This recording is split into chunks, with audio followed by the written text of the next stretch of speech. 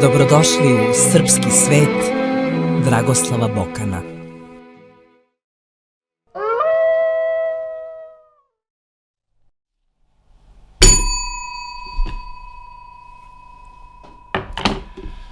Pomaže Bog, braćo i sestre, dame i gospodo, dragi moji gledaoci ovog našeg zajedničkog podcasta i boravka u srpskom svetu Dragoslava Bokana. Ovoga puta u drugom podcastu našeg serijala saznaćemo zbog čega je Srbija u elitnom društvu samo 6 zemalja u svetu. Nakon toga ćemo razmišljati nad temom izdaje, odgovarat ćemo na radoznalost da li ateisti mogu da idu u raj po našem pravoslavnom tumačenju stvari. Govorit ćemo o poslednjem banijskom hajduku iz našeg vremena, koji je uspeo da slavu srpske vojne krajine prevede u 21. vek. I na kraju ćemo reći par reči o jednom velelepnom parku koga se niko od vas ne bi setio kada bi se nabrajali svoje omiljene parkove u Beogradu.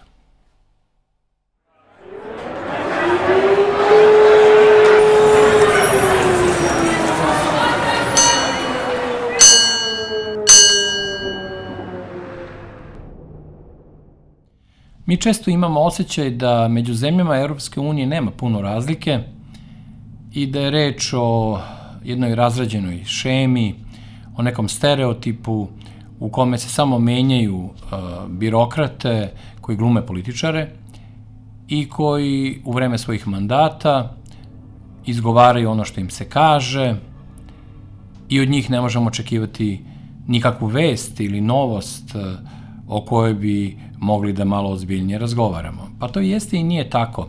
Već sam mađarski slučaj najbolje govori da je moguće i nešto sasvim drugačije, jer Mađarska, koja je deo NATO-a, koja je članica Europske unije, koja je uvela jedan deo sankcije Ruskoj federaciji, odjednom pokazuje prema Rusiji znake neke nedopustive objektivnosti i pravdoljubivosti, neke klasične evropske pravdoljubivosti gde se baš ne govori totalno laž, nego se traži makar kombinacija nametnute laži sa parčencem istine.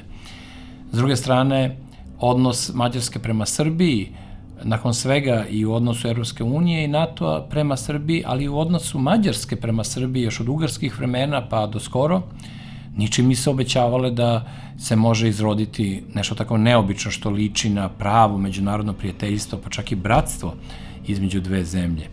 Tako da s te strane ta priča o birokratama ne mora da bude uvek istina, ali ovog puta ćemo pomenuti jednog konkretnog političara, doskorašnjeg češkog predsednika Miloša Zemana, koji je u 2 mandata punih 10 godina, evo sad do 8. marta ove godine, bio na funkciji predsednika i sad ga je nasledio general i jedna vrlo neobična ličnost Petar Pavel, ali koji nema u sebi tu vrstu snage ličnosti koji su imali nekadašnji političari, a koji u sebi na neki način ima Miloš Zeman. On ima nečeg starinskog, u najlepšem smislu te reči, a on je stavio Srbiju kao jednu od samo 6 zemalja koje mogu da budu istinski posrednici u razgovorima na temu Ukrajine, između Rusije, Ukrajine, Amerike i Rusije ili već kako bilo, i on odmah uz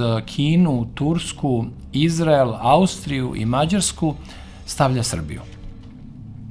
Čak sa mnogo više razloga koje bismo mogli da pronađemo zašto bi Srbija bila na tom spisku nego ove druge zemlje, ali kako god. Činjenica je da on nas postavlja tu čak i u prvi plan. I on kaže, konkretno ću ovde citirati, samo nekoliko zemalja mogu da sada posreduju u mirovnim pregovorima Rusije sa Ukrajinom i NATO zemljama. To je rekao Miloš Zeman. To da Turska ima argumente koji su već potvrđeni boravkom obaveštajnih šefova Ruske federacije i Sjedinjenih Američkih Država u Turskoj i nekim razgovorima koji su daleko od očiju javnosti i ispod vrha ledenog brega tamo obavljani, to je činjenica koju znamo, ali s druge strane na neki način Tursku ipak diskvalifikuje to što ima neprestano različite sporove sa Amerikom ili preciznije rečeno Amerika sa njima. I evo sad uoči izbora u Turskoj veliko je pitanje koliko će Erdogan imati objektivne uslove za izbore i koliko će on moći da organizuje pripremu, jer Americi je sigurno stalo da se skloni Erdogan i da dođe neko sasvim drugačiji od njega, neko ko nije ličnost, neko ko čak ne mora da se slaže sa Amerikom, samo da nije ličnost, samo da je neko ko može pod teretom argumenta se savije na jednu stranu, na drugu stranu, da ga uplašite, pa da ga počistite, pa da ga sredite, pa da ga naterate se podcrveni, pa da ga zbunite. Erdogan nije takav i sa njim to nije lako i zato mnogi žele da ga sklone.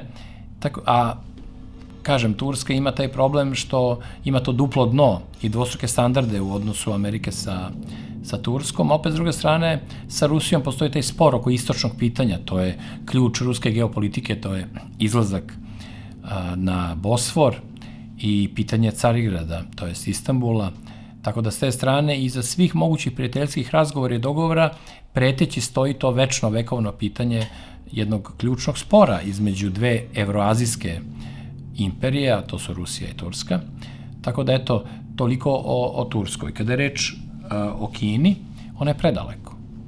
To je njena jedina, ali zaista glavna mana za ovu vrstu pregovore. To nisu pregovori, vi trebate putujete dan i noć da biste uopšte došli u poziciju da razgovarate i da onda sačekate da vas prođe nepodobnost predugačkog puta, da biste opet razgovarali, onda se opet vraćali tolikim putem nazad do Amerike ili do Rusije, a opet s druge strane odnosi Amerike sa Kinom su takvi da onemogućavaju 50% pregovaračkog procesa unapred, tako da i Kina na neki način tu ispada. Izrael je opet neobična zemlja koja ima svoje strateške planove koji često nisu jednostavni ni laki za predvideti. Činjenica je da odnos Irana i Rusije ometa prisnije dogovore između Izraela i Rusije, ali opet s druge strane, kao što znamo, Izrael nije pristao da da svoju čuvenu vazdušnu kupolu, svoj sistem protivvazdušni koji fantastično funkcioniše i koji bi u Ukrajini bio više nego potreban u ratu sa Rusijom. Tako da s te strane oni imaju jednu vrstu rezerve, jednu vrstu kočenja i razumnog trezvenog odnosa kakav skoro nijedna druga zemlja nema i zato je došla na ovaj spisak, a i dugačka je tradicija pregovaranja u Izraelu. Međutim, Izrael je nekako prejaka i preaktivna zemlja da bi tek tako mogla da dobije tu ipak mirnu, suverenu ulogu, smirenu ulogu koju mora da ima zemlja pregovarač. To nam je Austrija, jedna neobična zemlja, i zbog svog odnosa prema NATO-u i prema Evropskoj uniji i zbog svoje tradicije, prošlosti, ali ona nema aktivnu pregovaračku politiku. Ona bi mogla u pasivnom smislu reči da bude pregovarač, a i pitanje sankcija Rusiji je nešto što nju diskvalifikuje automatski već na samom početku tog izbora. Mađarska, kao što smo rekli, ima fantastične mogućnosti za delovanje, sem toga što je članica NATO i članica Evropske unije i što je uvela jednu količinu sankcije, neke pakete sankcija Rusiji, tako da kada sve to saberemo i oduzmemo, onda od tih reči Zemana mi suštinski dolazimo do činjenice smo mi u stvari potencijalno najvažniji i glavni pregovarači. u toj čudnoj situaciji. Švajcarska, koja se ovde ne pominje sa pravom, ona bi mogla da bude u igri da je taj razgovor na temu pregovaranja bio vođen pre nekoliko godina. Od prošle godine Švajcarska je samo ukinula tu svoju ulogu koja je vodila sve od samog početka 19. veka i od vremena Napoleonovih ratova, pa onda tokom celog 19. veka i 20. veka, evo do prošle godine, ona je obavljala tu ulogu dičeći se poštenjem i pouzdanošću u pregovorima. Znači, cela ideja je bila uvek u tome da nijedna od strana koje su zaraćene ne mogu i ne trebaju da očekuju prevaru od Švajcarske, mogu da očekuju diskreciju i bankarsku i svaku drugu od njih i neku vrstu pouzdanosti vezano za dogovor i vezano za to da neće da navlači jednu stranu u odnosu na drugu stranu i da se zaista neće baviti politikom. Takva Švajcarska više ne postoji.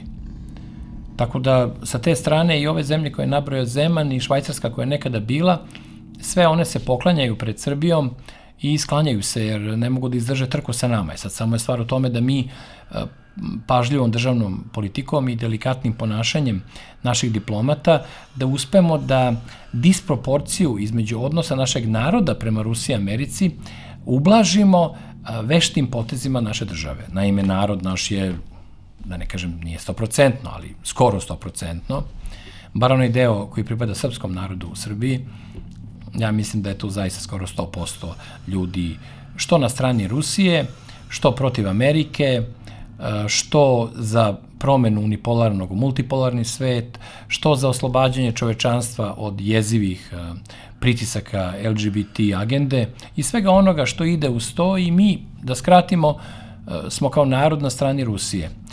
I tu nema nikakve neutralnosti, nikakvog nesvrstavanja i nikakvog apotekarskog merenja za jednu ili za drugu stvar. Opet, s druge strane, imamo sreću da naša država, što je često prigovara upravo narod, da ona traži neprestano način da bude i sa jedne strane i sa druge strane adekvatan pregovarač, znači pošten i pouzdan, po onoj logici Švajcarske iz ranijih vremena, i da obezbedi uslove da se ni američka strana ne osjeća loše ili da ne pomisli da smo mi neki trojanski konj ili da mi glumimo nesvrstavanja, u stvari smo neka vrsta ruskog igrača na Balkanu. Mi to nismo. Odlukom Rusa još početkom 90. godina, a onda i zatim je bilo i Rusiji mnogo lakše i bolje, a i mi nismo imali puno izbora u tim užasnim okolnostima i onda smo mi pod tim pritiscima uradili najviše što smo mogli, nismo pristali da budemo protiv Rusije. Znači, naša država nije pristala da bude protiv Rusije. To, nažalost, na zapadu se tretira kao da time dajemo podršku Rusiji, Putinu i specijalnoj vojnoj operaciji na državnom nivou, ne samo na narodnom nivou, ali to nije istina. Ne postoji nijedan jedini potez naše države koji se može tretirati drugačije nego kao smiren, pouzdan, objektivan, baš pazeći na to da recimo ne uvedemo sankcije Rusiji, ali da raznorazne, apsurdne, apstraktne i papirne sankcije koje Ujedinjene nacije nude svaki čas, da se to potpisuje, ali da uredno ne popuštamo po pitanju uvođenja, to jest ne uvođenja nepravednih sankcija Ruskoj federaciji. Znači, mi s te strane imamo državnu delikatnu politiku koja omogućava tu vrstu apotekarske preciznosti i svega onog što je neophodno da postanemo naslednica Švajcarske na jedan potpuno drugačiji način i u drugom prostoru i na drugi način u odnosu na zahteve ili strahovanja što sa istočne, što sa zapadne strane. I to je ta velika šansa Srbije da dobije priliku za vrstu aktivnog posredovanja. Ne da budemo pasivni posrednik, znači da zažmurimo dok se neko muva po našoj teritoriji i vode neke svoje razgovore. Ne, da aktivno učestvujemo, da podržavamo dijalog, da razgovaramo, da omogućimo američkim bankama, ruskim bankama, američkim kompanijama, ruskim kompanijama, američkoj trgovini, ruskoj trgovini, američkim interesima, ruskim interesima, da se nekako susretnu i da na našoj teritoriji se bave i privredom, da se bave i drugim stvarima, a ne samo međusobnim pregovorima. To može da da vetar u krila posustaloj Srbiji, koja se oporavlja i uzdiže na noge već neko vreme, i to bi onda bila win-win kombinacija koja bi nam omogućila da iz mogućeg gubitka naklonosti jedne i druge strane dođemo do toga da budemo dobri i za jednu i za drugu stranu. Tako da, eto kako neki put i Bog i okolnosti i kontekst mogu da učine ono što je delovalo kao nemoguća misija do skoro. O tome pričam već neko vreme, to se može primetiti iz ponašanja srpske diplomatije i naše državotvorne politike, ali eto i Miloš Zeman je sa svoje strane i svoje pozicije jednog iskusnog evropskog političara je uz svoje izvinjenje za bombardovanje Srbije i Jugoslavije 1999. A on je to čak 2 puta izrekao. Znači, on je 2019. godine došao u Srbiju i javno izrekao to svoje izvinjenje. Onda je 2 godine posle toga je predsjednik Srbije išao u Češku i onda je i tom prilikom dotaknuto to osetljivo i po nas tako važno pitanje i on se nije libio da, bez obzira na protivljenje mnogih političkih faktora u njegovoj zemlji, a drugo on je doskoro bio i predsjednik. On je to rekao, nije mogao da utiče na to da se, bar za sad, da se otprizna Kosovo, ali je mogao da kaže onu važnu reč, a to je pogrešili smo, kajem se. To je stvarno važna stvar. Znači, postoje rezultati naše politike, postoje rezultati naše državne strategije, postoje rezultati našeg popuštanja koje ne ide ka povlačenju, nego popuštanje koje nam daje nove šanse za neke rokade, rasporede šahovskih figura, onome što nas tek čeka i to me raduje. Pa evo, rekoh da za jednu važnu vest uzmem ove reči za budućnost koje nam predviđaju srećan rasplet događaja.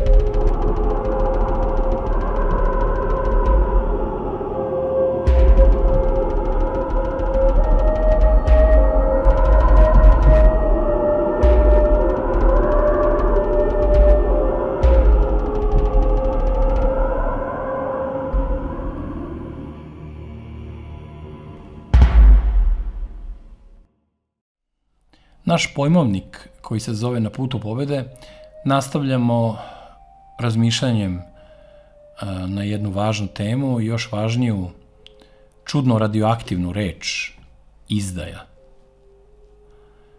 Toj reči se neki među nama danas podsmevaju, a drugi je koriste kao buzdovan udarajući na neistomišljenike. Pa onda ko prvi kaže izdajnik, kao u žmurkama, on pobeđuje.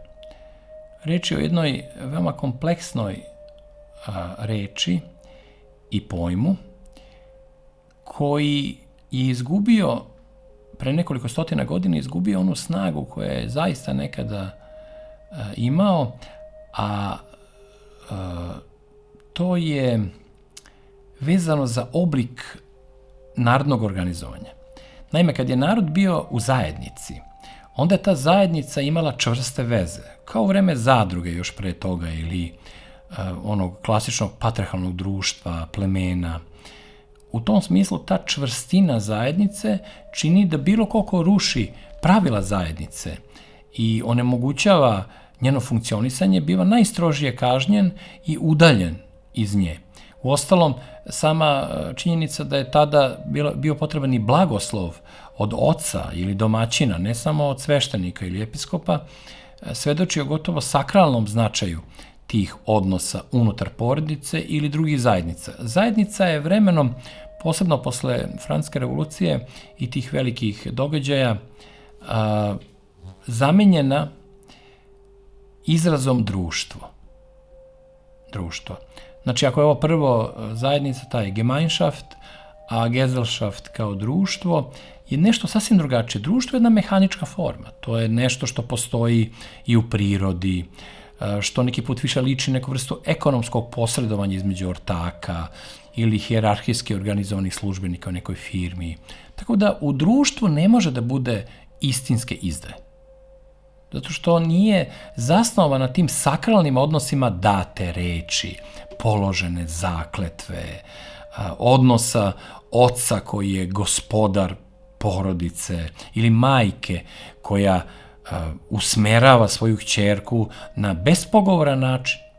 Tako da je u tom smislu reči odjednom nestankom zajednice nestao i onaj tradicionalni pojam izdaje. Ali u trenutku kada je nacionalno uređenje država i sveta negde u vreme Prvog svjetskog rata ustupio svoje mesto ideološkoj slici sveta. Kada ste, znači, imali umesto nacionalnog, ideološko. Tog trenutka opet je došlo do jedne velike zabune koja ima mnogo veze sa izdajom. Imali ste ljude koji su bili nacionalno vezani za svoju državu, zemlju, ali istovremeno ideološki vezani za neki sistem, međunarodni sistem koji su pretpostavljali svom nacionalnom osjećanju. Pa ste dobili Srbe, recimo, koji su više verovali u neku marksističku ideju nego u svetosavsku ideju. Pa ste onda dobili ljude, recimo, koji su u Bugarskoj promovisali nemačke ideje ili koji su u, Rumuniji promovisali francuske liberalne ideje. Dakle, ideološko međunarodno koje zahteva neku vrstu apsolutne lojalnosti svojim pripadnicima je uspelo da ideju društva opet podigne na neku vrstu priče o zajednici, samo ne organizovane oko porodice, otadžbine, plemena ili patrijarhalnog društva, već organizovane oko neke ideje i nekog ideološkog sistema, gde se onda vrlo strogo, čak možda strožije nego nekada, kažnjavala ideja neslaganja, a kamoli izdaje, oni koji su bili s vama zajedno u nekoj partijskoj ćeliji ili nekoj vrsti ideološke sekte. Tako da sa te strane opet tu se priča o izdaji odjednom nekako ojačala, ugrejala, da bi sa novim konceptom strategije, gde je u novim vremenima i ideološka svest i nacionalna svest nekako smanjena ili manje vrednovana, opet ideja izdaje gubi na smislu, zato što u okviru strategije vi prvo ne znate šta je izdaja, a šta je kao izdaja, šta je samo blefiranje. Znači, ne možete više u strateškoj varijanti da odredite kada je nešto izrečeno da bi se odustalo od svojih interesa, a kada je nešto izrečeno samo da bi vas prevarilo i učinilo da pomislite da je neko odustao od svojih interesa. Znači, mnogo je teže i odrediti gde je izdaja, gde nije, ali da ne bi puno pametovali oko ovoga i da bismo uspeli nešto i da kažemo relativno ukratko o fenomenu izdaje kroz primere koji su uvek najinteresantniji, ja bih ovde obratio pažnju pre svega na nekoliko najpoznatijih arhetipova izdaje, znači vrsta izdaje koje nam ostaju kao trag u vremenu još od prvih dana postojanja čovečanstva pa do danas. Naravno, ljudi koji kao ja veruju u Boga, ne smatramo da je početak čovečanstva vezan za bazen sa paramecijuma ili džunglu sa majmunima, već to tretiramo drugačije od izgnanstva Adama i Eve iz raja i odmah tu, već na samom početku, još i pre toga, imamo problem Lucifera. To je reč o arhanđelu koji je izdao stvoritelja i sve darove koje je dobio u ime gordosti i odveo sobom anđele u propast. Znači, arhanđeo koji je vojsku anđela odveo u propast neposlušnošću prema stvoritelju, odbacujući sve one darove, vrline, sve to što je imao na raspolaganju u ime prkosa, prometejskog bunta. Tako da već na samom početku imate primer da gordost može da vas otera mnogo dublje u problem nego recimo neka mana, neka slabost, neki strah. Ne, za gordost je najopasnije kada imate puno vrlina. Čak ako skoro da nemate vidljive mane, onda gordost se toliko ugnezdi u vašem srcu da vas odvede putem Lucifera. A to je put u kome onaj najbolji, najlepši, najistaknutiji odbacuje stvoritelja jer smatra da je on kalif umesto kalifa i da je on Bog umesto Boga. Tako da taj fenomen izdaje najboljih, najplemenitijih koji gaze sve oko sebe da bi oni bili sve i svja, jedan fenomen koji pratimo kroz istoriju mnogo posle Lucifera u predistoriji. Sledeći je naravno Kain. Kain je izdao bratsku ljubav. On je nastavio taj greh otpadništva od Boga iz rajskog vrta i neposlušnosti i probanja zabranjenog ploda sa drveta spoznaje i taj ideja izdaje bratske ljubavi isto jedan fenomen, da to je arhetip, zato što se ponavlja u vremenu. Znači imate Kainovski sindrom, imate luciferijanski sindrom gordosti, tako da je izdaja bratske ljubavi za nas Srbe jedna posebna tema koja nas odmah upućuje i na one čuvene primere iz vremena,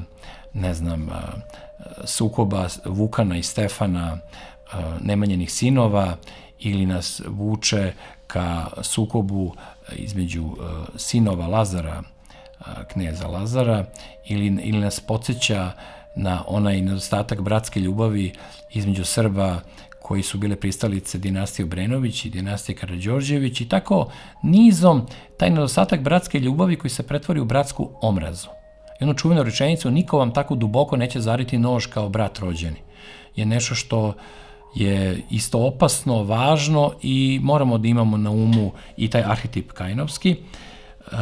Juda je opet izdajnik Boga živog i dokaz da izdaja živi svuda. Sad, nije baš tako slučajno što je od svih apostola baš Juda bio zadužen za blagajnu. I što su oni držali sve što su imali, su držali kod njega, on je bio blagajnik i on je bio zadužen za novac, tako da to sad opet ima neki preliv u ovoj priči, ali opet je glavna tema Judine izdaje u tome da je moguća izdaja čak i onoga što znate da je u pravu, onoga što znate da vam samo donosi korist. To je izdaja popuno besmislena, kao ti 40 srebrenjaka Judinih koje on bacio pošto ih je dobio, nije želeo da ih koristi i završio svoj život na najstrašniji mogući način, samoubistvo, ali kao da nije mogu da se odupre. Ima nečeg tako duboko mističnog u tom, ili magijskog, još preciznija reč, da nije mogu da se odupre zovu nečastivog, da pokvari nešto što ne sme da se dira, da prekrši tabu zahvalnosti, tabu prepoznavanja Božjih čuda u onome ko je bio uz njega, koga je grlio, iako je video u njemu sve te osobine. Znači, uvek u grupi najvernijih pristalica i onima koji su vam najbliži, uvek postoji neko ko na sebi nosi opasnost Judine reakcije i tog arhetipa izdaje bez jednog razloga. Opet imate sasvim drugačiji primer svetog apostola Petra, koji nam svedoči kako izgleda izdaja sa pokajanjem. On je izdao Isusa, ali se pokajao. I to pokajanje koje je prožalo čitavo njegovo biće i nastavak njegovog života nakon onih stradanja Hristovih u kojima je on strahom se odmicao od svog učitelja, da bi se posle toga sa kajanjem primicao i želeo da strada još gore i mnogo više nego sam Hristos, da bi time iskajao i pokajao svoj greh napuštanja, odricanja i izdaje. Tako da s te strane, eto, jednog primjera da i fenomen izdaje može da ima nekakav izlaz i nekakav drugačiji put i most, ali naravno to je samo preko iskrenog pokajanja. To nije pokajanje koje vi izgovarate da se kajete da ne biste bili kažnjeni, nego je to pokajanje koje upravo zahteva kaznu, da vi sami zahtevate da prođete što je moguće gore jer ste to zaslužili. Tako da je to nešto ipak veoma važno i jedan psihološki model koji nam olakšava pitanje izdaje i daje neku šansu onima koji su izdali da se možda mogu povratiti u vernost, čak i jaču, kao što znate grešnik kada jedanput izađe iz greha, on je mnogo manje opasnosti da će da ga ponovi nego oni koji nikada greh nisu iskusili. I to bi bili neki, osnovno rečeno za ovu priliku, arhetipovi i osnovni modeli izdaje. Još bih pomenuo samo Fausta, naravno kao najpoznatiji primer, koji je izdao svoju besmrtnu dušu, ali on nas podsjeća na to i da je svaka izdaja u stvari izdaja sebe. I da je svaka izdaja, evo sad da dovršimo definiciju, prodaja svoje duše, izdaja svoje duše, odricanje od svoje duše, besmrtne duše. I ideje da ta duša manje vredi od uspeha, da manje vredi od popularnosti, da manje vredi od novca, bogatstva, da manje vredi od, ne znam, švalerskih uspeha ili toga da vam svi kliču. Mnogi ljudi pomisle da je to sve vrednije od nečega što skoro ni ne vide i ne primećuju, a to je naša besmrtna duša. Ali kad se njen miris izgubi i kada se stvori praznina koja nastaje kada se neko svojom rukom dobrovoljno odrekne od duše, onda dolazi do svega onoga što čini taj faustovski kompleks i arhetip najstrašnijim od svih. U srpskoj sudbini bih pomenuo nekoliko slučaja izdaje, od čega su posljednja 3 meni posebno važna. Prvo bih pomenuo jednog srpskog aristokratu koga retko pominjemo, a on je vrlo neobičan po nekoliko stvari. Reč je o Vuku Lazareviću, rođenom bratu despota Stefana, takođe sinu svetog kneza Lazara, koji je sve učinio u svom životu da poništi ljubav svog brata prema sebi, koji je sve što je mogao učinio da uništi jedinstvo kod Srba, da napravi večni građanski rat, da služići se Turcima uništi svoj sopstveni narod. Neverovatni su opisi izuzetnog stradanja Srba kada je Vuk Lazarević zajedno sa Turcima krenuo da uništava i ubija po Srbiji i u želji da pre svega svrgne i skloni iz svog horizonta svog brata Stefana, a pazite kako mu je vratio sveti despot Stefan, on je svoju čuvenu poemu Sloboljubve, svoju kratku poemu, jednu od najlepših hrišćanskih poema ikad napisanih, posvetio svom bratu Vuku. Opet bi neko rekao to čudno ime Vuk, koje tako priziva na neobičan način, priziva neka iskušenja koja drugim imenima ne pristaju i iz drugih imena ne proishode, ali evo nek nam neki put padne na pamet i nesrećni Vuk Lazarević, koji je stradao od Turaka isto pogrešno se postavivši u nekoj od tih njihovih dinastičkih borbi, pa mu je tako odsečena glava i on je ostao u srpskoj istoriji zaboravljen, što je mnogo bolje za njega da ga zaborave ljudi nego da se sete nepočinstava koje stoje iza njegovog života. Ali eto, pomolimo se i za njega, za tog nesrećnog sina, velikog oca i brata. Drugi je, recimo, možda moment opet jednog Vuka, samo u jednom drugom obliku tog imena, Vujica Vulićević, i organizovanje ubistva Karađorđevog, koje nije samo ubistvo kuma ili prijatelja ili bivšeg vođe. Reč je o ubistvu čoveka koji je pokrenuo Srbe iz učmalosti, iz sna, iz nekog poluropstva, u kojima su vekovima živeli. I s te strane je izdaja Karađorđa i navlačenje njega da poveruje, pa da nakon toga to poverenje njegovo bude plaćeno njegovom glavom, je isto nešto što se mora neprestano pojavljivati pred nama kao mogućnost da i mi, nažalost, budemo Vujica Vulićević ili da budemo Vuk Lazarević ili da budemo neko od onih koje ovde ukratko želim makar da pomenem pričajući o izdaji. Istraga poturica. Poturice su izdajnici vere u Crnoj Gori i o njima Njegoš piše svoje čuvene stihove koji se danas tumače modernim načinom tumačenja, pa onda deluje politički nekorektno, ali ipak bi trebali da se vratimo onom imanentnom načinu iz one epohe kada se istraga poturica događala. Ali mene ovde zanima jedna rečenica koja opisuje fenomen poturčenja i prelaska iz pravoslavlja u islam iz koristi. Ta rečenica glasi: poturči se plaho i lakomo. I šta se tu kaže? Ta vrsta napuštanja vere i prelaska u islam ili u rimokatoličanstvo ili u ateistički komunizam, kako god, je vezano za dve grupe ljudi i za dva glavna motiva. Jedan motiv je lakomost. Lakomost je jako jednostavan motiv za prepoznati, da iskoristi.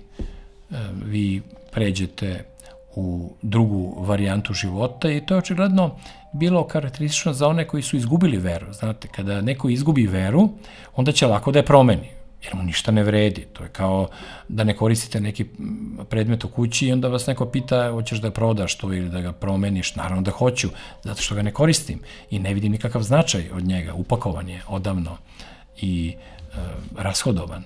Tako da ti ljudi koji su rashodovali svoju krsnu slavu i svoju veru i odnos prema precima, oni su vrlo laki preko lakomosti da iz neke koristi pređu na drugu stranu. Montenegrini u Crnoj Gori su najbolji primer nastavka tog fenomena, samo ovog puta u nekom hibridnom obliku gde nije vera u pitanju, nego je odricanje od sopstvenog identiteta i porekla.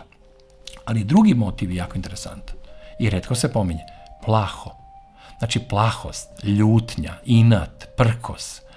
Često odvedu ljude u neku varijantu u kojoj će njihovi potomci biti krvnici njihovim sunarodnicima. Znači, moment kada je predak Hašima Tačija prešao, odrekao se svoje svešteničke službe i zajedno sa svojim vernicima prešao u islam, je moment u kome ne samo što se on suprotstavio crkvenoj hijerarhiji, kanonima, krštenju, rukopoloženju, nego je on krenuo u liniju koja će krvnim srodstvom i potomstvom dovesti do jednog takvog dželata srpskog naroda kao što je Hašim Tači. I s te strane je odgovornost za ljude koji prave greh ne samo svoj, u svom vremenu, u svojoj biografiji, svojim delima, već i u delima svih onih koji će naslediti njihov izbor i koji će biti izdajnici u vremenu, iz generacije u generaciju. Da će se ko zna koliko grehova, ko zna koliko strašnih, jezivih ubistava do nivoa genocida događati nekom odlukom u nekom trenutku zbog nekog besa, ljutnje, nepravde koja je sve uništila i upropastila što su vekovima prethodni preci gradili, zidali i čuvali.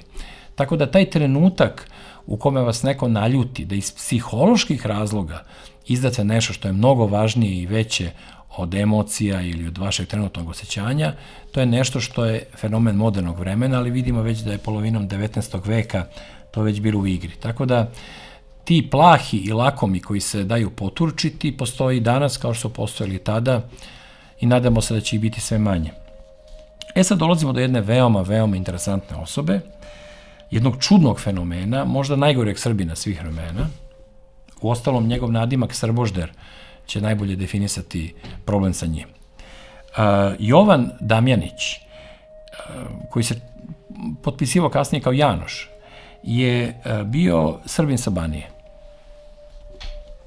Ali za razliku od mnogih drugih Srba sa Banije, on je živeo tačno u prvoj polovini 19. veka, rođen je u godini ustanka Karađorđevog, 804. godine, a preminuo je neposredno posle događaja iz 1848. Znači on je 1849. godine obešen od strane austrijskih vlasti. On je zamenio svoj srpski identitet prvo za mađarski, carski, a onda i njega odbacio i sa velikom strašću se priključio ideji, mađaronskoj ideji, pristanka na tu neku vrstu šovinističkog mađarofilstva.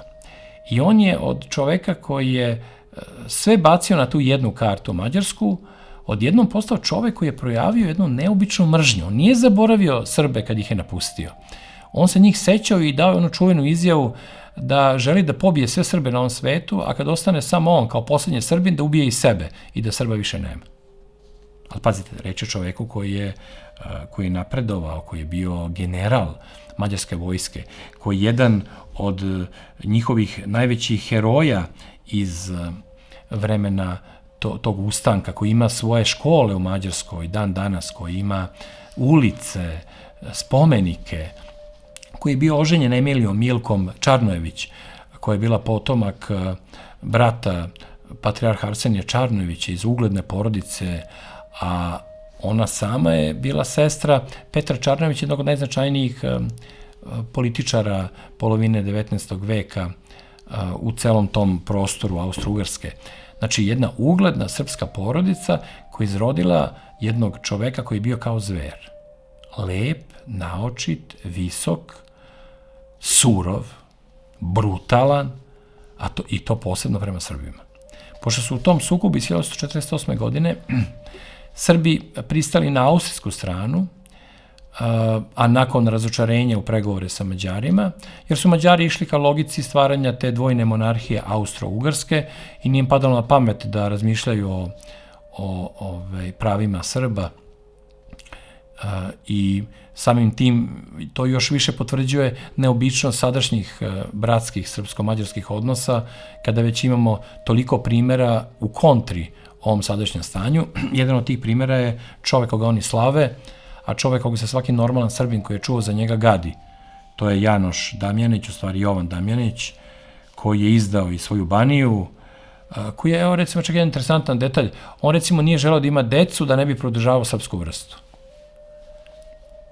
Tako da je jedino što je čudno u njegovom životu to što je oženio Srpkinju iz ugledne porodice, a sve drugo u njegovom životu predstavlja samo jedan bizarni slučaj koji nije neinteresantno znati. Znate, takvog primerka autošovinizma i mržnje prema sopstvenom narodu retko koji narod na svetu ima. A eto, mi imamo nesrećnog generala Damjanića. Drugi primer, neobičan je Ljubomir Miletić. On je čovjek koji je živeo u drugoj polovini 19. veka i u prvoj polovini 20. veka i kada je 1937. godine umro, on je umro na dužnosti predsjednika Bugarske akademije nauka.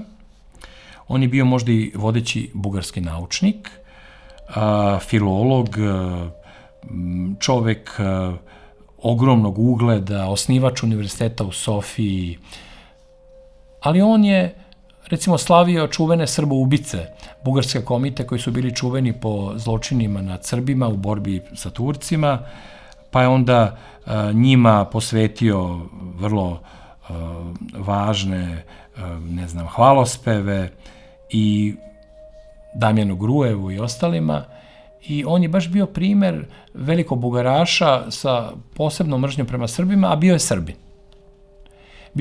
Bio je sin rođenog brata Svetozara Miletića.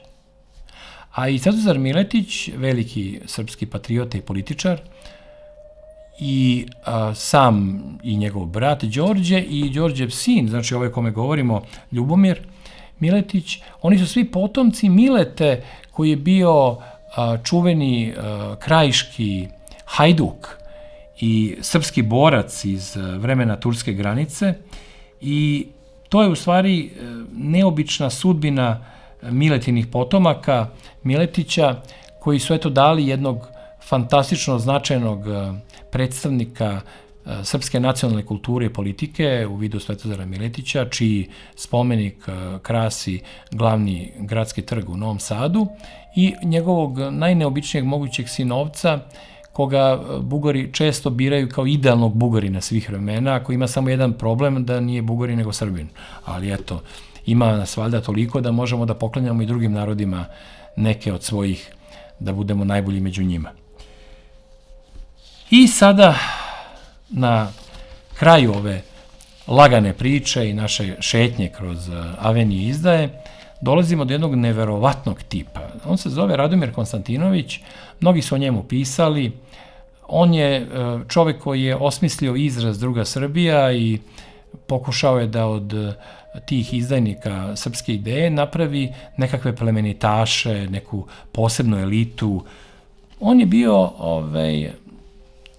kako bi to rekli, Titova udvorica, najgadnija moguća. Znate, on je poredio Tita sa Picassom, pa ga je poredio sa Einsteinom, pa ga je poredio sa Maxom Planckom. Pa onda je rekao, povodom njegove smrti, rekao je, za njim čovek plače bez stida. I sad taj takav tip, on je inače sin Mihajla Konstantinovića, čuvenog srpskog pravnika, koji inače bio zakonodavac krvavog Titovog režima, jer je prešao iz predratne jugoslovenske varijante kada je bio tvorac Banovine Hrvatske i sporazuma Cvetković-Maček. On je prešao u Titovu eru bez kazne i bez ikakve bojazni, postajući prvi čovek Titovog, pod navodnicima, prava i pravnog sistema. Interesantno je što je Mihajlo Konstantinović o kome govorimo, otac, znači Radomirov, on se nije originalno zvao, to jest nije se prizivao Konstantinović, oni su bili Kostovići iz okoline Čačka, ali to Kostović je Mihajlu zvučalo suviše seljački. I onda on rešio da nađe neko prezime koje deluje onako aristokratski, plemićki. Onda je uzeo prezime Konstantinović. Tako da je naš nesrećni Kostović postao Konstantinović, a onda svog sina vaspitao u duhu, jezivom duhu, da ostane neka vrsta lidera svake srpske izdaje, čoveka koji je na srpski račun izgovorio takve užasne optužbe kakve nisu ni Pavelić, ni nacisti, ni Turci, ni Austro-Ugari, ni pomislili, a kamoli da napišu. On je jednostavno izvršio takozvanu nacifikaciju srpstva. On je izjavio da je nacizam originalan srpski izraz i da mi nacizam nismo uveli i prihvatili, a nismo ga prihvatili, by the way, ali ajde, da ga nismo prihvatili od nemačkih nacista, već je on prirođen Srbima, jer je srpski kosovski mit u stvari nacistički. I to je neka vrsta pranacizma koji je gori od svih ostalih i da mi smo uvek skloni da maštamo o genocidu, jer je takav naš duh našeg naroda.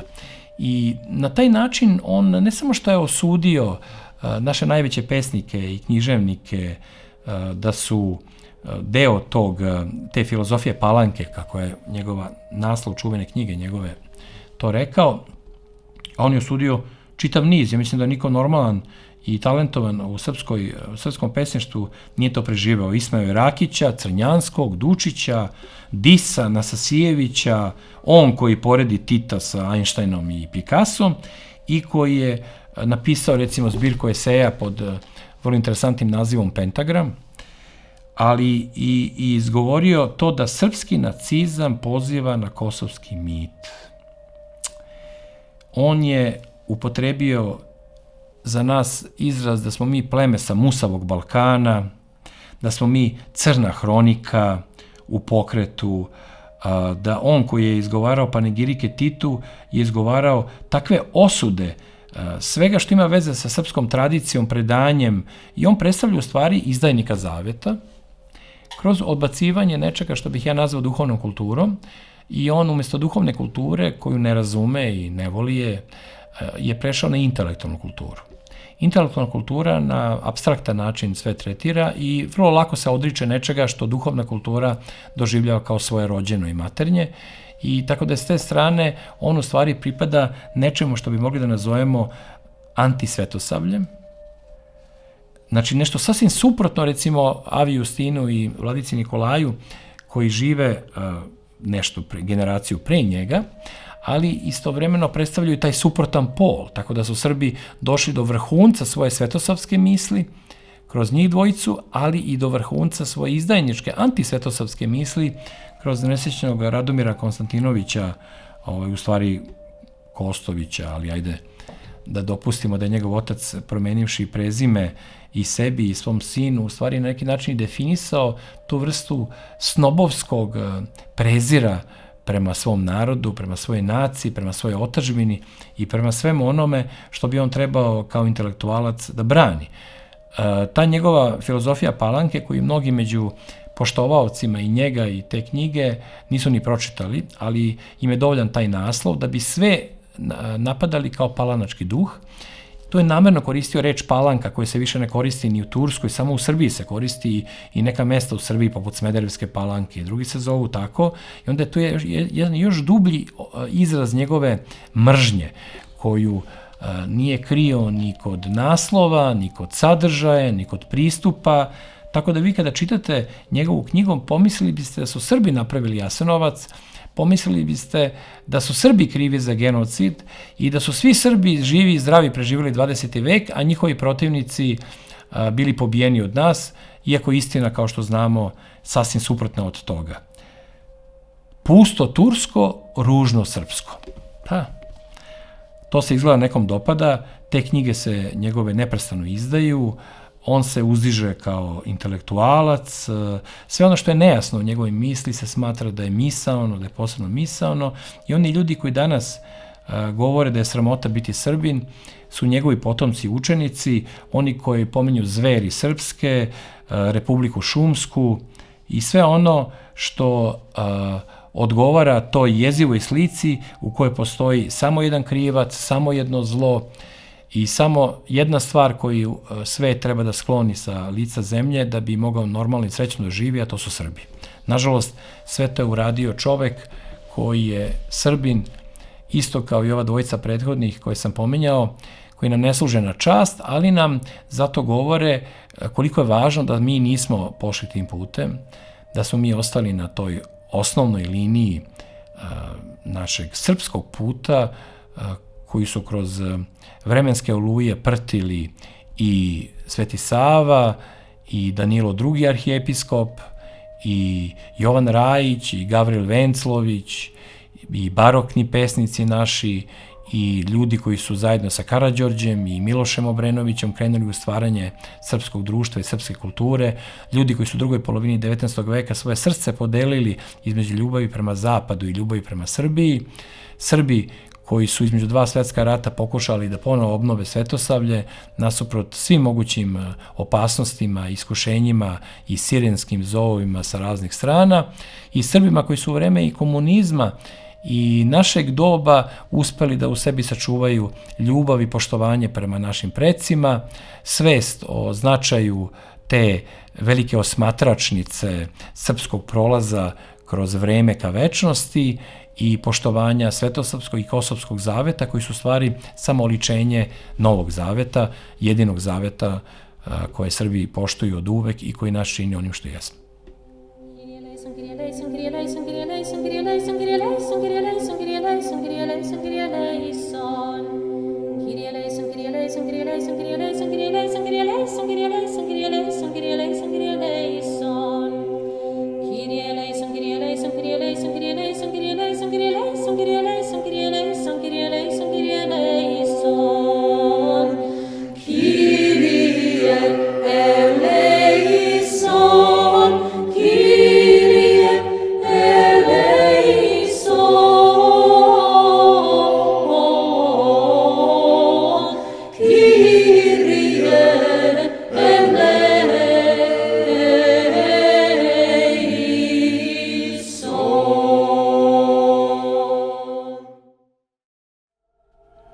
Narod se pita da li ateisti mogu da idu u raj. Dok u nama još uvijek odjekuje eho ovog pitanja, koje smo puno puta u životu postavili, mi pravoslavni, posebno sa onima koje smo voleli da slušamo, čitamo, gledamo, koji su nam bili duhovni učitelji iz drugih kultura i civilizacija, a takođe i kroz naše prijatelje koji imamo priliku da upoznamo, a koji pripadaju narodima kojima nikad nije objavljeno pravoslavlje, a nekim od njih ni hrišćanstvo. To da li ateisti mogu da idu u raj, s jedne strane ima onaj protiv stav krut i jednostavan, koji je delimično ispravan, a opet delimično se može dovoditi razmišljanjem, ljubavnim razmišljanjem u pitanje, a to je priča o tome da nekršten ne može da ide u raj sad. Šta je tu krštenje? Sami znamo da postoji vazdušno krštenje, da postoji krštenje u sopstvenoj krvi mučenički prolivenoj. Tako da ne bih je to tako strogo osuđivao, jer Bog nije sistem zakona, niti vrhovni sud ili apelacioni, nego nešto mnogo komplikovanije i srećom jednostavnije od toga. Ja ću se setiti jednog primjera. Početkom 80. godina je počela da se budi verska svest kod Srba, taj pokrov ateizma se nekako sam od sebe skinuo, kao da je posle Titove smrti raščarano sve, kao u bajkama. Ljudi koji su bili ukočeni su se pokrenuli. Sećam se, iz tog vremena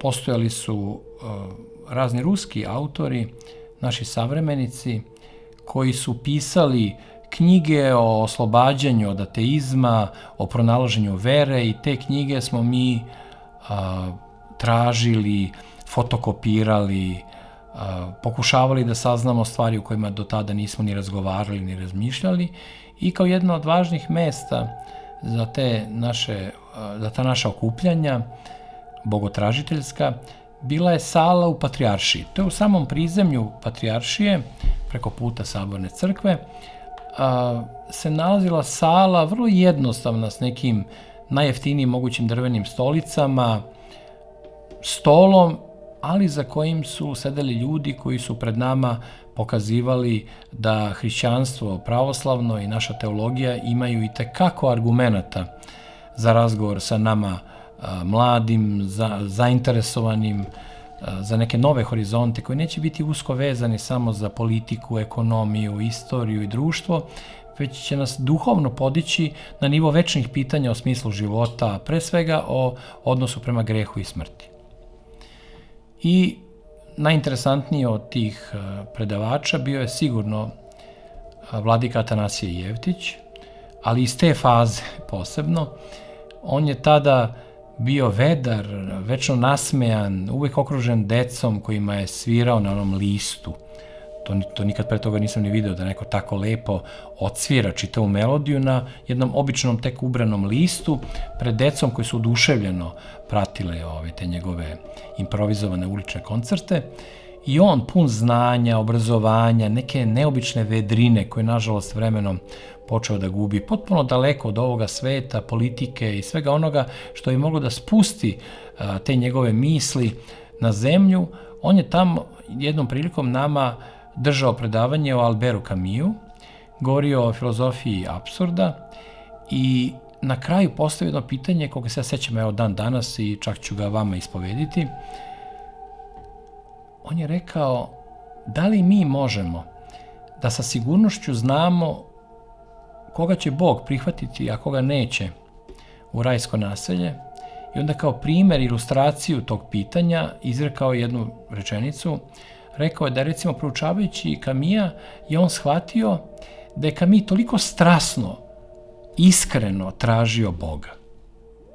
I nije ga nalazio i nije hteo da ga veštački prizna iz straha od smrti ili iz bilo kog razloga, nedostojnog razloga.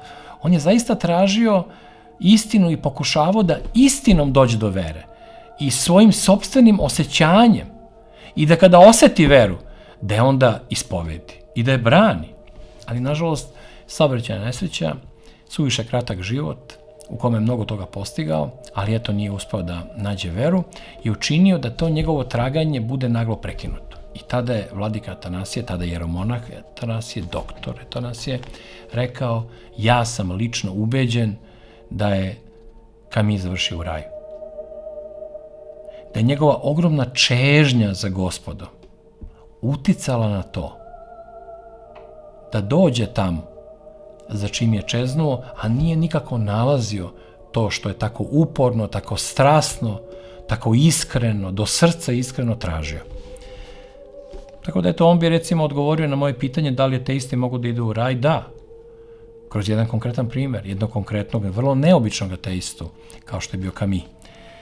Tako da bih ja rekao da sve zavisi od slučaja do slučaja. Da, nisu to univerzalne stvari koje se mogu podvrstiti pod A ili B, već ima milion mogućih opcija.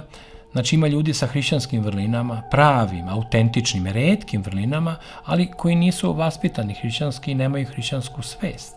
Imaju vrline, nemaju samospoznaju, nemaju crkvenost, nemaju krštenje, nemaju zajednicu versku sa drugima, nemaju sabornost, nemaju vjeru i očenaš, nemaju ispovesti i pričest, nemaju modele posta i postnog približavanja tom trenutku sjedinjenja sa Gospodom, ali imaju hrišćanske vrline.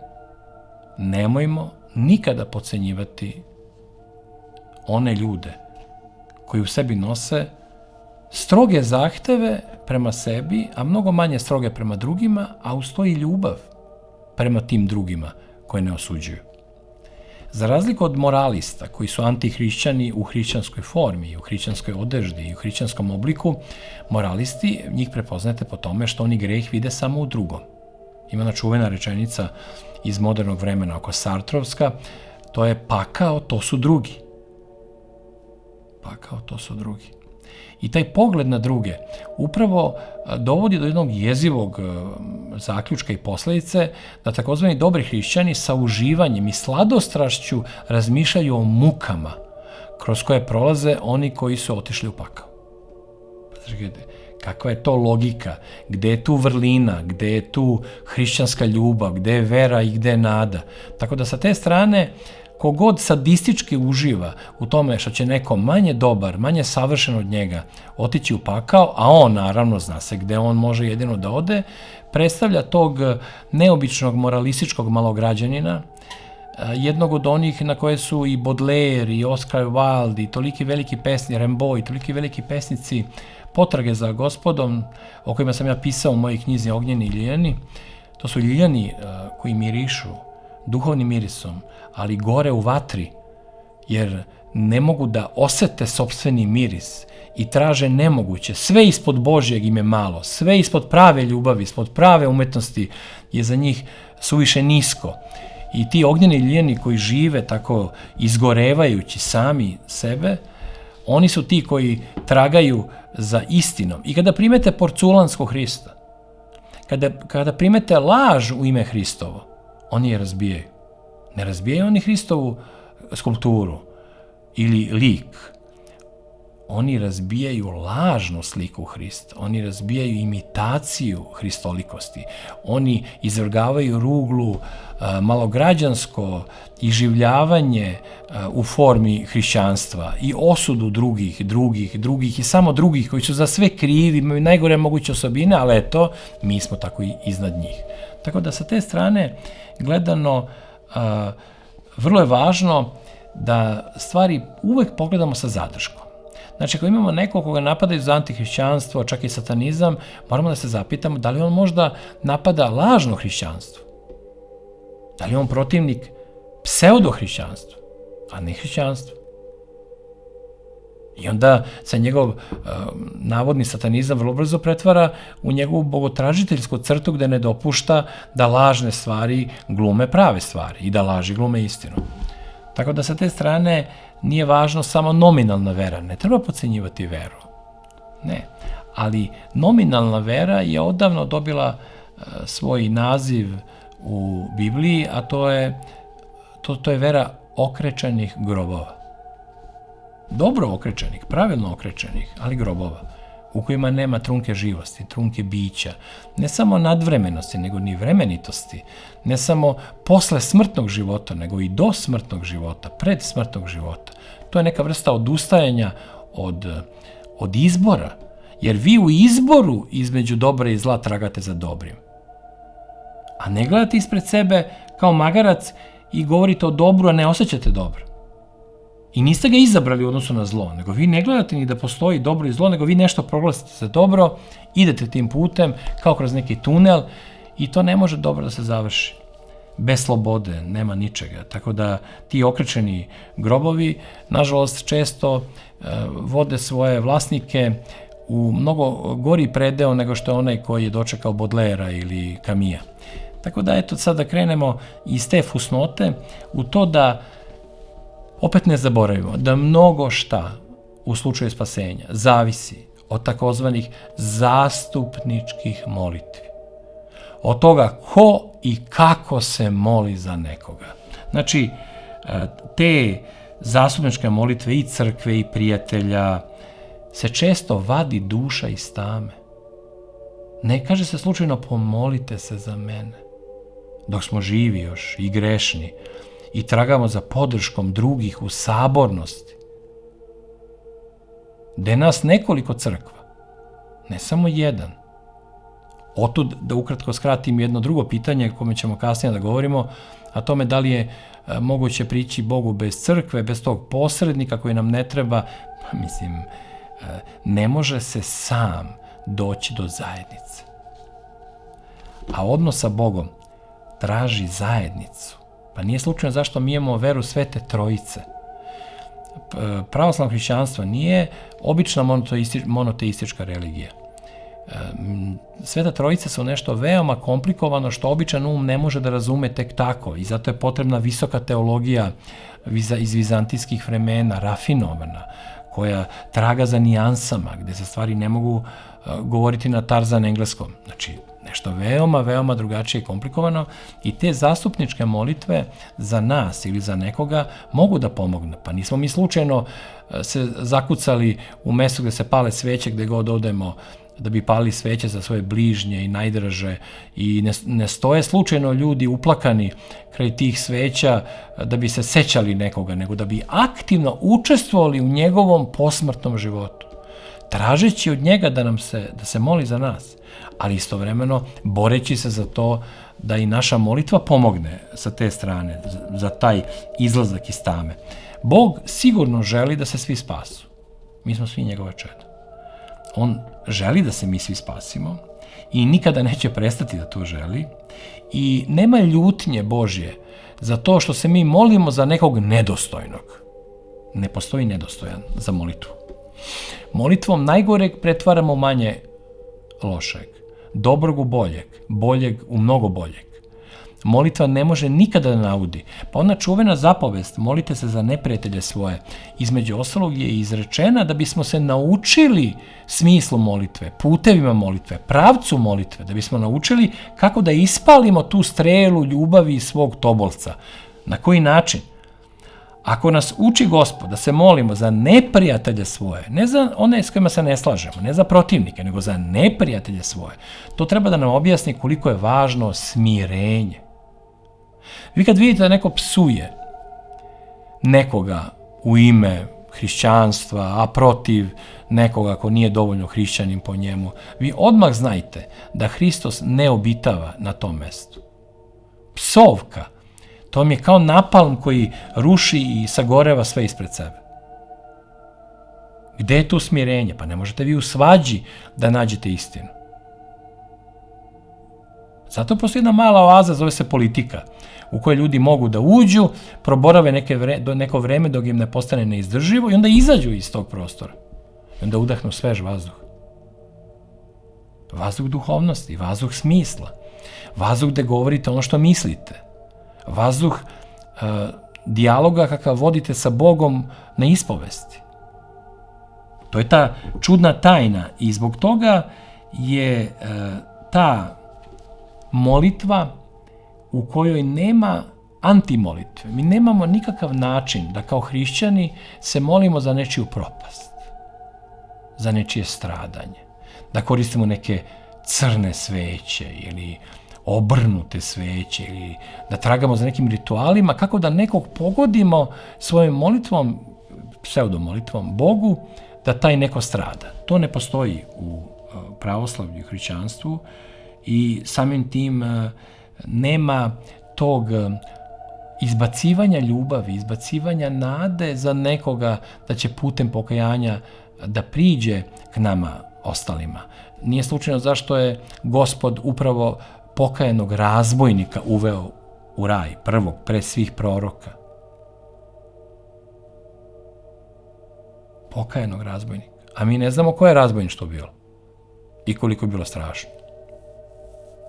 Nije bilo sigurno krađa paradajza. Ali pokajanje očisti iznutra onom snagom koja je jača nego rođenje. Kad se neko rodi, on ne može da bude toliko nevin i čist kao neko ko je bio grešnik i ko je spržio i spalio svoj greh ljubavlju. Plamenom ljubavi. To je ta tajna. Nemojmo suditi da nam se ne sudi. Nemojmo gledati tuđe grehove, nego posmatrajmo ono što smo mi uradili, nedovoljno dobro, ili ono što nismo uradili, a mogli smo da uradimo. Nemojte suditi drugima.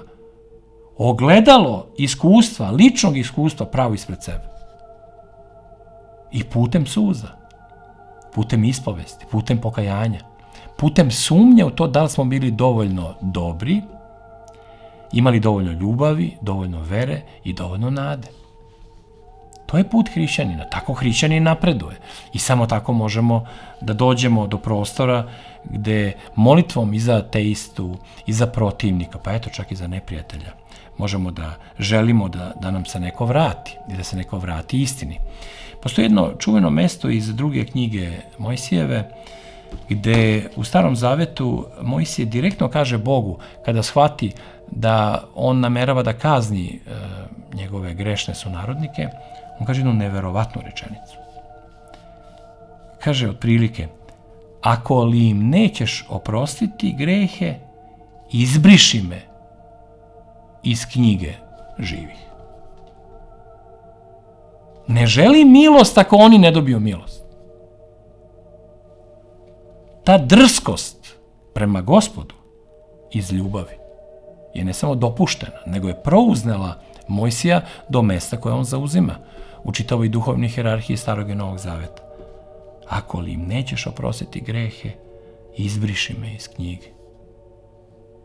Ili kada pitaju svetog Antonija Velikog, jednog od najvećih duhovnika, isposnika, da li postoji pakao? On kaže vrlo kratko i jednostavno, da, postoji, ali samo za mene lično. Samo sam ja grešan. U duhovnom svetu razgovora sa samim sobom i sa onim što je Božje u nama. On ne želi da se smatra boljim od bilo koga i on na taj način postiže smirenje. A smirenje je najvažniji cilj u našim ovozemaljskim životima, ako imamo neko duhovno stremljenje. I zato je najveći greh nesmirenje, ili da ga prevedemo na modern jezik, nestrpljenje. Kogod je nestrpljiv, kogod se ljuti, kogod ne može da dočeka, kogod se nervira, suviše mu je kratko, suviše mu je sporo, on je sve dalje i dalje od smirenja i sve dalje i dalje od onog cilja za kojim navodno teži ako je hrišćanin. Setimo se, kad je reč o ateistima, Bog je sišao u pakao da spasi grešnike i da propoveda da grehe umiva mogućnošću pokajanja. Vi greh umivate mogućnošću pokajanja. Pogledajte tu ikonu silaska Hristovog u pakao. On tamo ne gleda i ne traži one koji su malo bolje od nekih koji su malo lošiji, neke više zapečene u greh ili manje zapečene u greh. On prilazi i svakom daje mogućnost da se pokajanjem vrati u onaj svet i zajednicu koju je napustio. Sveti Grigorije iz Nise i Sveti Maksim Ispovednik kažu jednu veoma komplikovanu rečenicu koju ću vam ukratko i objasniti. Oni kažu u jednom duhu za koga će mnogi pomisliti da je Origenovski, koji je naravno jeretički osuđen i na 5. i 6. i 7. Vasiljenskom saboru, ali oni u drugom duhu kažu nešto što slično zvuči kao što je on to govorio. Na kraju će se svi spasti. Ali nije svako spreman da to primi i čuje. Taj dodatak da nije svako spreman da to primi i čuje je u stvari ta razlika, jer Origen govori o nužnom spasenju. To će se svi spasiti. Na kraju svih krajeva će se svi spasiti bez obzira na pokajanje, bez obzira na strpljenje, na razumevanje, na preobraženje. Ne, samo apokatastazis kao neko vrsta ponovnog čišćenja i vraćanja u prvobitno stanje. Ne može tako. Postoji nada u mogući apokatastazis. Ali nije svako spreman. I vrlo interesantna su dva izraza za to bogoslovlje Svetog Grigorija iz Nise i Maksima Ispovednika, a po tom duhu kosmički optimizam i optimističko bogoslovlje. Vrlo interesantno. Bog je poručio svetom Siluanu, ne tako vremenski udaljenom od naše generacije, drži svoj u paklu i ne očajavaj. Ali glavna reč u tome je svoj. Drži svoj u paklu i ne očajavaj. Mnogo ima projavljenih svetitelja koji nemaju ikone. Koji su neprojavljeni u tom javnom obliku, nisu kanonizovani, nisu prepoznati od svih, nego su u nekom svom smirenju, nekom svom kutku, su diskretno prešli, kao preko polja preći, onako lako, krilima svoje duše, u spasenje. I oni će biti za nas, oni će biti uz nas. Dovoljno je samo da poželimo i da ostanemo na tome. I da budemo strogi prema sebi, bar onoliko koliko smo strogi prema drugima. Da, ateisti itekako mogu da odu u raj.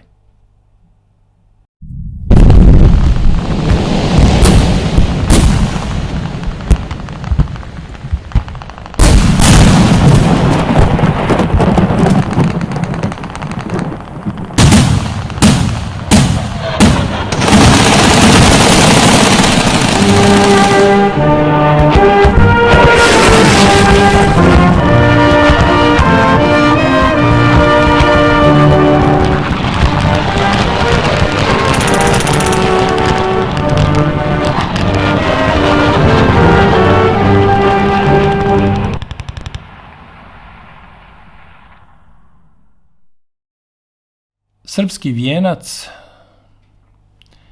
će ovog puta biti isprepleten najlepšim poljskim cvećem, najneuglednijim, ali koja najbolje miriše i dotiče našu dušu, a ne samo naše oči.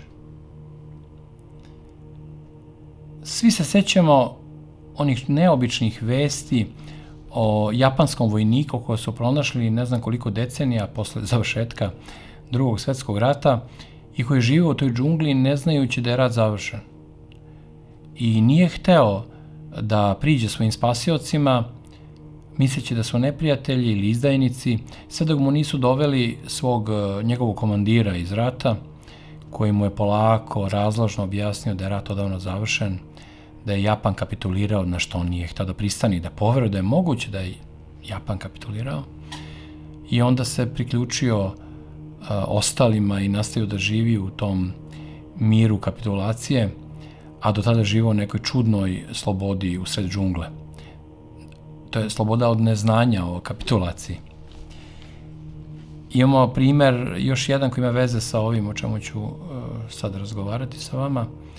To je Rambo iz čuvenog filma gde ga svi mogući proganjaju i gde se on brani i bori i u toj odbrani i borbi eliminiše neprijatelja za neprijateljem kao nekakav idealni superkomandos, nepobediv i neuništiv, kao mitski junak iz prošlosti.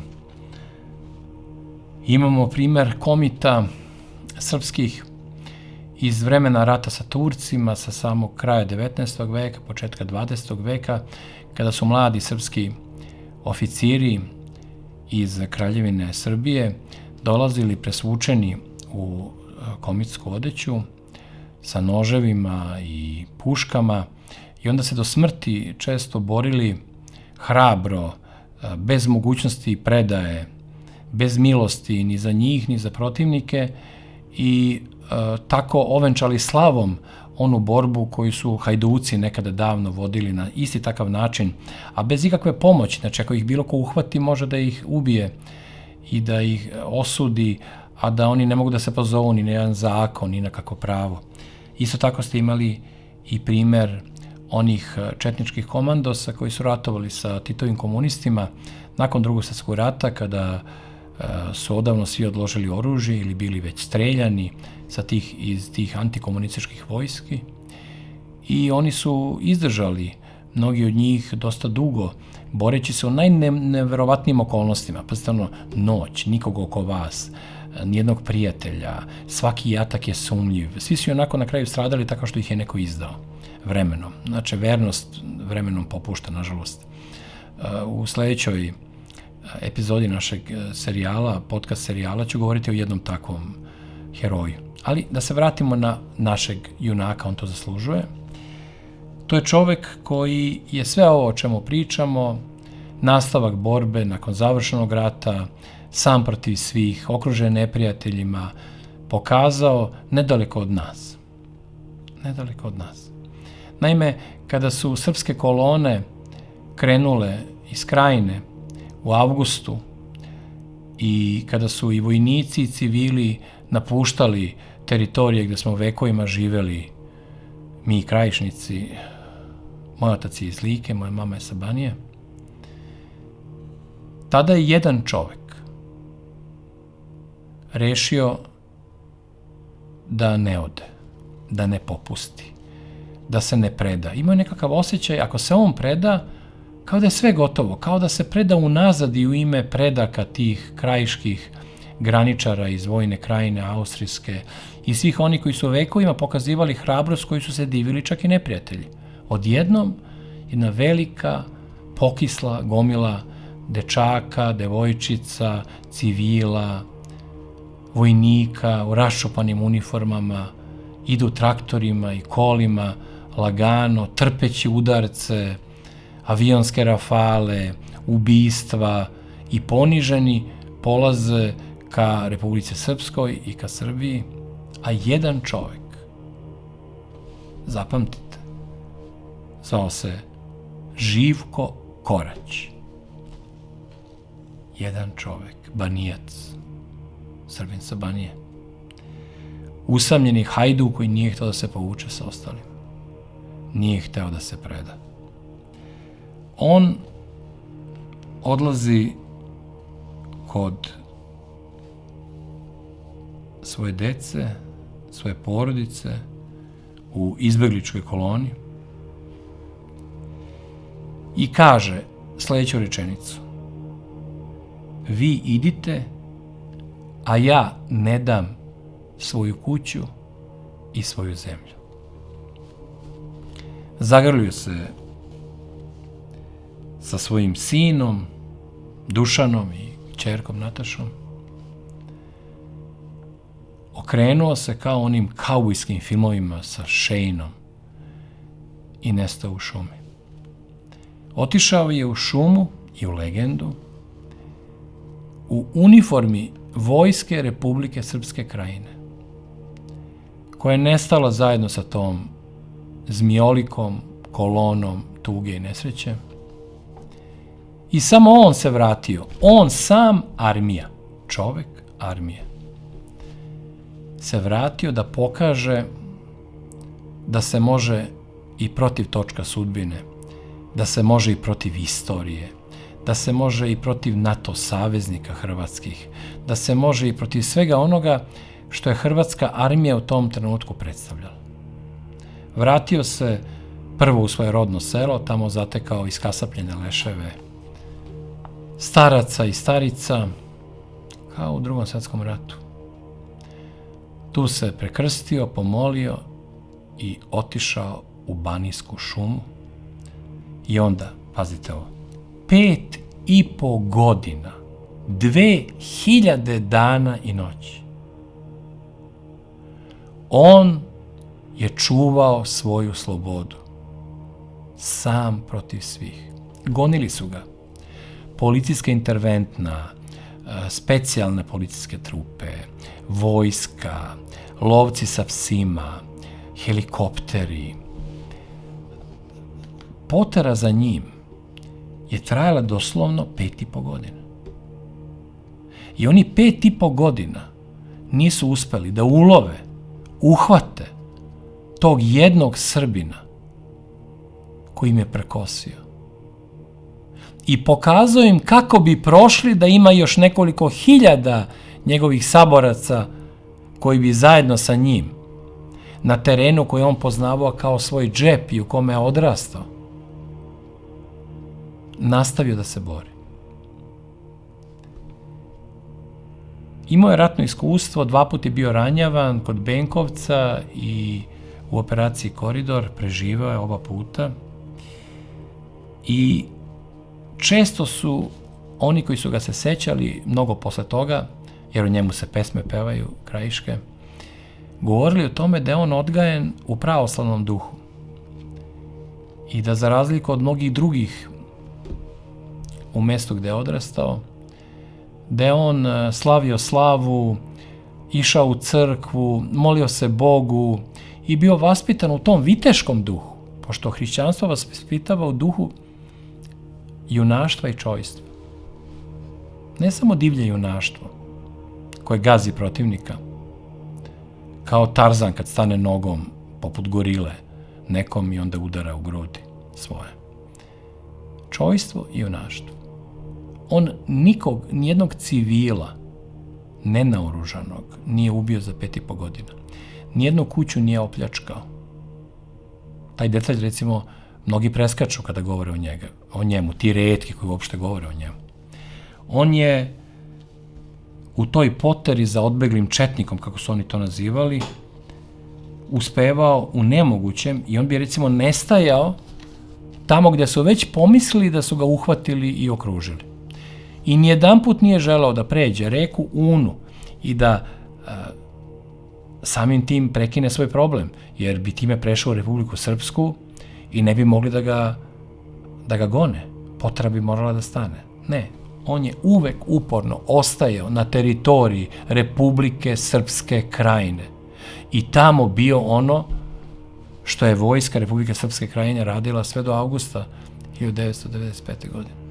Pazite, on je ubijen 14. januara 2001. 95. od avgusta. On je živeo do prve srpske pravoslavne nove godine u 21. veku. I uneo je svoju hrabrost, uneo je graničarsku vojnu veštinu zbog koje smo mi vekovima i dobijali dozvolu od austrijskog cara da ostanemo na tom prostoru, uneo je u 21. vek. Nije ostavio u predvorju 21. veka, tamo 95. godine, bežeći u koloni. Izgledao je onako hajdučki, s tim velikim brkovima. Hajdučkim, ne onim oficirskim brkovima iz Prvog svjetskog rata, to su baš oni pravi hajdučki brkovi, oni koje pamtimo iz nekih ranijih vremena. Taj njegov narodski duh i njegov istinski podvig i njegova krajiška poslednja bitka koja je trajala puna 2 sata kad su ga na kraju pohvatali. Kada su došli na kraju, on je sačekao da priđu, na grudi je stavio bombu, aktivirao je i poginuo u uniformi već raspuštene i poražene vojske Republike Srpske Krajine, ubijen, ali ne i poražen. Kroz njega i ta vojska nastavila da postoji. Sad, volio bih da vam ovu istu priču ispričam na jedan drugi način, pokušavajući se da se ne ponavljam previše, a vrlo brzo ćete razumeti zbog čega. Jer jedna dimenzija ove priče nedostaje. I samim tim mi imamo sliku njegovog podviga, ali nemamo ikonu njegovog podviga. Postoji strašna priča, istinita priča o stradanju 25 srpskih dečaka u Baniji.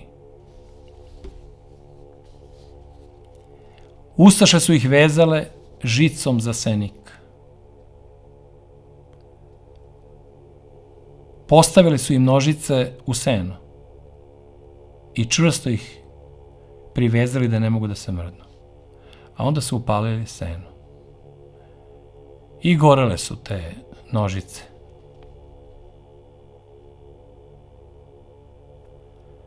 Dečita su plakala, molila, jecala, jaukala, dozivala.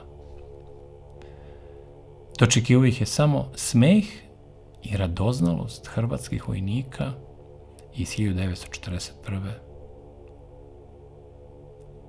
Kako izgleda kada živom detetu izgori nožica do kolena? Da li će odmah umreti ili će dalje živeti? I kada su im izgorale nožice, oni su ih izvukli iz vatre, odvezali onako jadne, poluspaljene i bacili na put.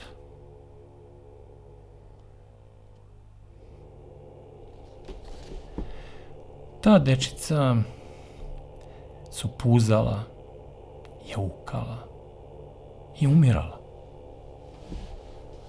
pred njima. Selo u kome se dogodio ovaj strašni zločin zvalo se Veliki Šušnjar. U tom selu je rođen Živko Korać.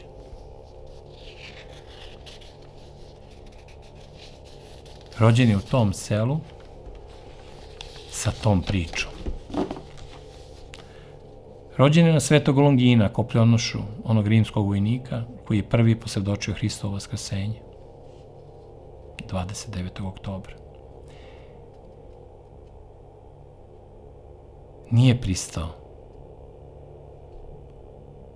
da zaboravi na dečicu iz svog sela i na one koji su ih palili, a nakon toga gledali kako se vuku po putu kao neke nesrećne nakaze. 5,5 godina otete slobode. Prkosio je Hrvatskoj vojsci, Hrvatskoj policiji i Hrvatskoj državi. Jedan čovjek. Srpski Leonida na čelu spartanskih hrabrih, senki mrtvih saboraca. Na poprištu bitaka svojih predaka. Kada su ga našli kraj reke Kupe i okružili, u posljednjoj bitci bilo je njih 250.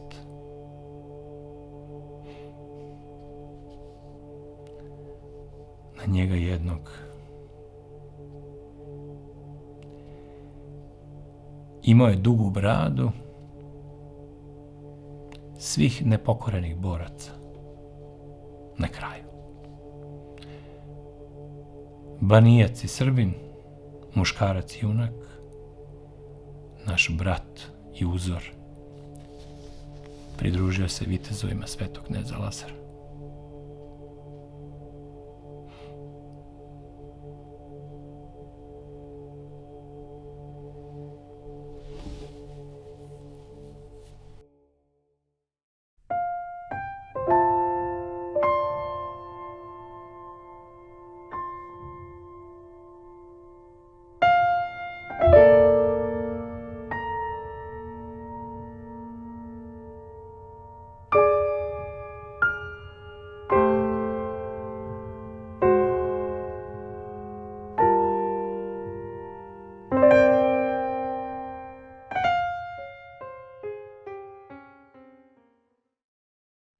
Preporučujem vam jedan velelepni park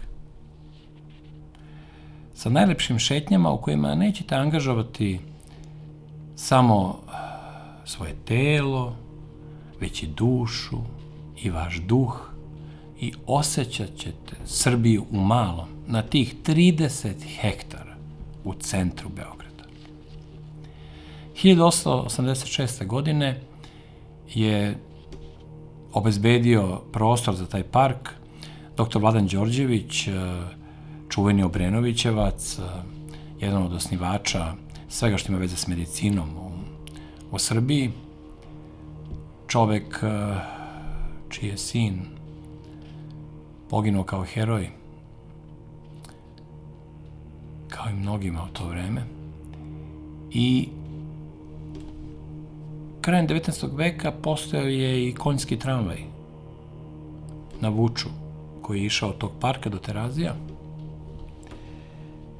Na tom parku se 7 godina kasnije, 1893. godine, je sagrađena i crkvica, prelepa crkvica Svetog Nikole, cenovita, sa mnogo drveća okolo, u kojima ćete vidjeti prelep ikonostas koji su oslikali zajedno muž i žena slikari. Inače, to je jedina žena koja je ikad oslikala ikonostas od svih srpskih slikarki. Jedna od 3 slikarke iz 19. veka, Poleksija Todorović i Stevan Todorović. Poleksija je bila ćerka Matije Bana, jednog od najbogatijih Srba tog vremena, po kome je Banovo brdo dobilo naziv, a njen suprug, koji je bio 16 godina stariji od nje i bio je učitelj u školi crtanja, gdje je ona kasnije postala profesor, Stevan Todorović, jedan od najvećih srpskih slikara.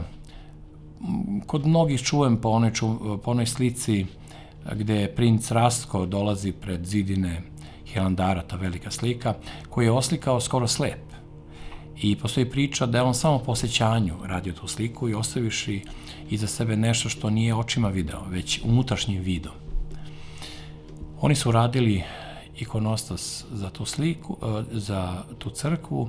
Nju je projektovao Ivačković, čuveni arhitekta koga pamtimo po nizu velelepnih građevina u Beogradu. I sad imate taj park, imate divne aleje za šetnju, imate taj miris prošlosti, ali zašto kažem Srbija u malom? Pa tajna tog parka je u tome što je reč o novom groblju. O beogradskom groblju koje je panteon svih velikih ili većine velikih najistaknutijih Srba. To je groblje na kome se nalaze grobovi i spomenici trojice od četvorice generalštabnih vojvoda iz Prvog svjetskog rata. Tu se nalaze i ličnosti poput Crnjanskog, Andrića, Steve Žigona, Ljube Tadića, Zorana Radmilovića, Mome Kapora, Milića od Mačve, Paje Jovanovića, Branka Ćopića, Bate Stojkovića, Đure Jakšića, velikog pesnika Libera Markonija, pesnika Čubore. Tu se nalazi spomen groblje žrtava nacističkog i savezničkog bombardovanja Beograda. Da nikad ne bi zaboravili ta dva pola naše nesreće koje nas čekaju iz zapadne Evrope, odakle god krene. Tu imate ruski deo, imate veliko rusko groblje, ruski nekropolj, to je najveće groblje Rusa van teritorije Rusije i na njoj imate kopiju Iverske kapele. 1929. su Sovjeti srušili Iversku kapelu koja je bila na jednom od ulaza u Kremlj, znamenitu po Iverskoj Bogorodici i po njenoj ulozi u ruskoj istoriji. Oni su je srušili, a 1931. godine, 2 godine posle toga, je njena kopija identična napravljena u sred Beograda na takozvanom novom groblju, u stvari najstarijem sada iz ove perspektive gledanom groblju, gde je jedna ruska grofica uspela da se organizuje ta kapela za sahranjivanje izbeglih belih Rusa koji su našli svoje utočište u Beogradu i gde su mnogi od njih tu sahranjeni. Tek njihov spisak bio bi beskonačan, i Taranovski, i Ostrogorski, i najrazličitiji pripadnici plemstva, vojske, univerzitetskih profesora, čuvenih doktora, arhitekata, Krasnov je tu. Tako da to rusko groblje oko Iverske kapele, onako zelene iz tog vremena, imate tu vam je i grob mitropolita Antonija Hrapovickog, koji je bio vođa te ruske zagranične crkve posle Ruskog građanskog rata i izbeglištva iz Rusije koja je gorela u tom građanskom ratu. Interesantno za Antonija Hrapovickog da je on bio jedan od najboljih poznavalaca dela Dostojevskog i da je on bio kandidat za prvog patrijarha ruskog. Naime, u Rusiji su vekovima bili državni službenici, ti ober prokuratori, oni su bili u ime cara su vladali crkvom, a tek u vreme revolucije je organizovan prvi sabor posle vekova gde se birao i ruski patrijarh, lep laps, i ruski patrijarh. I onda je Antonij Hrapovicki imao najviše glasova, iako on nije izabran za patrijarha, jer od te trojice su apostolskim žrebom izabrali onoga nekog drugog patrijarha, koji je kasnije postao svetitelj, ali da pomenemo da Antonij Hrapovicki, taj nesuđeni ruski patrijarh i mitropolit Ruske crkve, on je bio model Dostojevskom za pravljanje lika Aljoše Karamazova. On ga je pravio po tada mladom Antoniju monahu, koji će kasnije postati značajni crkveni pisac i jerarh Ruske crkve. On vam se tu nalazi, znači tu vam je sahranjen Aljoša, koga ste vjerojatno voleli čitajući braću Karamazove u tome. Onda imate spomenik ruske slave, koji se nalazi nedaleko odatle, gde imate onaj natpis "Snivajte, bojni orlovi". I prvi spomenik posvećen caru Nikolaju II. I stradanju 2 miliona poginulih ruskih vojnika. Između ostalih, ušli su u rat da bi spašavali Kraljevinu Srbiju i da bi spasili našu čast. ne samo da bi se borili sa Nemcima. Tu je znači i ruska kosturnica iz Prvog svjetskog rata, se tu odmah nalazi. Tu blizu, kad je o Rusima reč, je i grob Nikolaja Hartviga, ruskog ambasadora u Beogradu pred Prvi svjetski rat, čoveka koji je najzaslužniji za organizovanje Balkanskog saveza i za to da smo mi pobedili u Prvom Balkanskom ratu, čoveka koji je toliko voleo Srbiju da kada je u poslanstvu austrougarskom čuo da će Austrija objaviti rat Srbiji, on je dobio srčani udar i umro. On je direktno umro od ljubavi za Srbiju.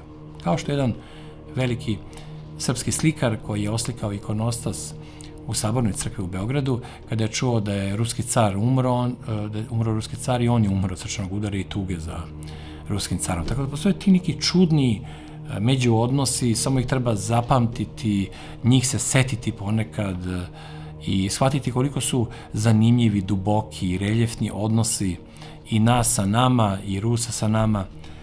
Tako da kada govorimo o Rusima, vi imate tu u stvari one ruske čuvene krstove sa onim podnožjem krsta, tipično rusko-pravoslavnim, i kada šetate tim delom, a obnovljen je sad skoro, pa mnogi zovu to groblje Putinovo groblje zbog toga što je Rusija finansijski pomogla dovršenje tih grobova, vi praktično osjećate atmosferu kao da se nalazite u sred Moskve na nekom njihovom groblju.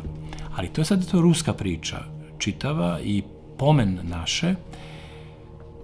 Kada je reč o Srbima, Srbiju malo, vi tu imate 900 značajnih, oko 2500 spomenika i skulptura na tom mestu. Sahranjeno je preko 350.000 ljudi, ali među tim ljudima se nalaze najrazličitiji. Sad ja mogu da idem po principu slučajnog uzorka, jer sam sastavljao neki podsjetnik za sebe.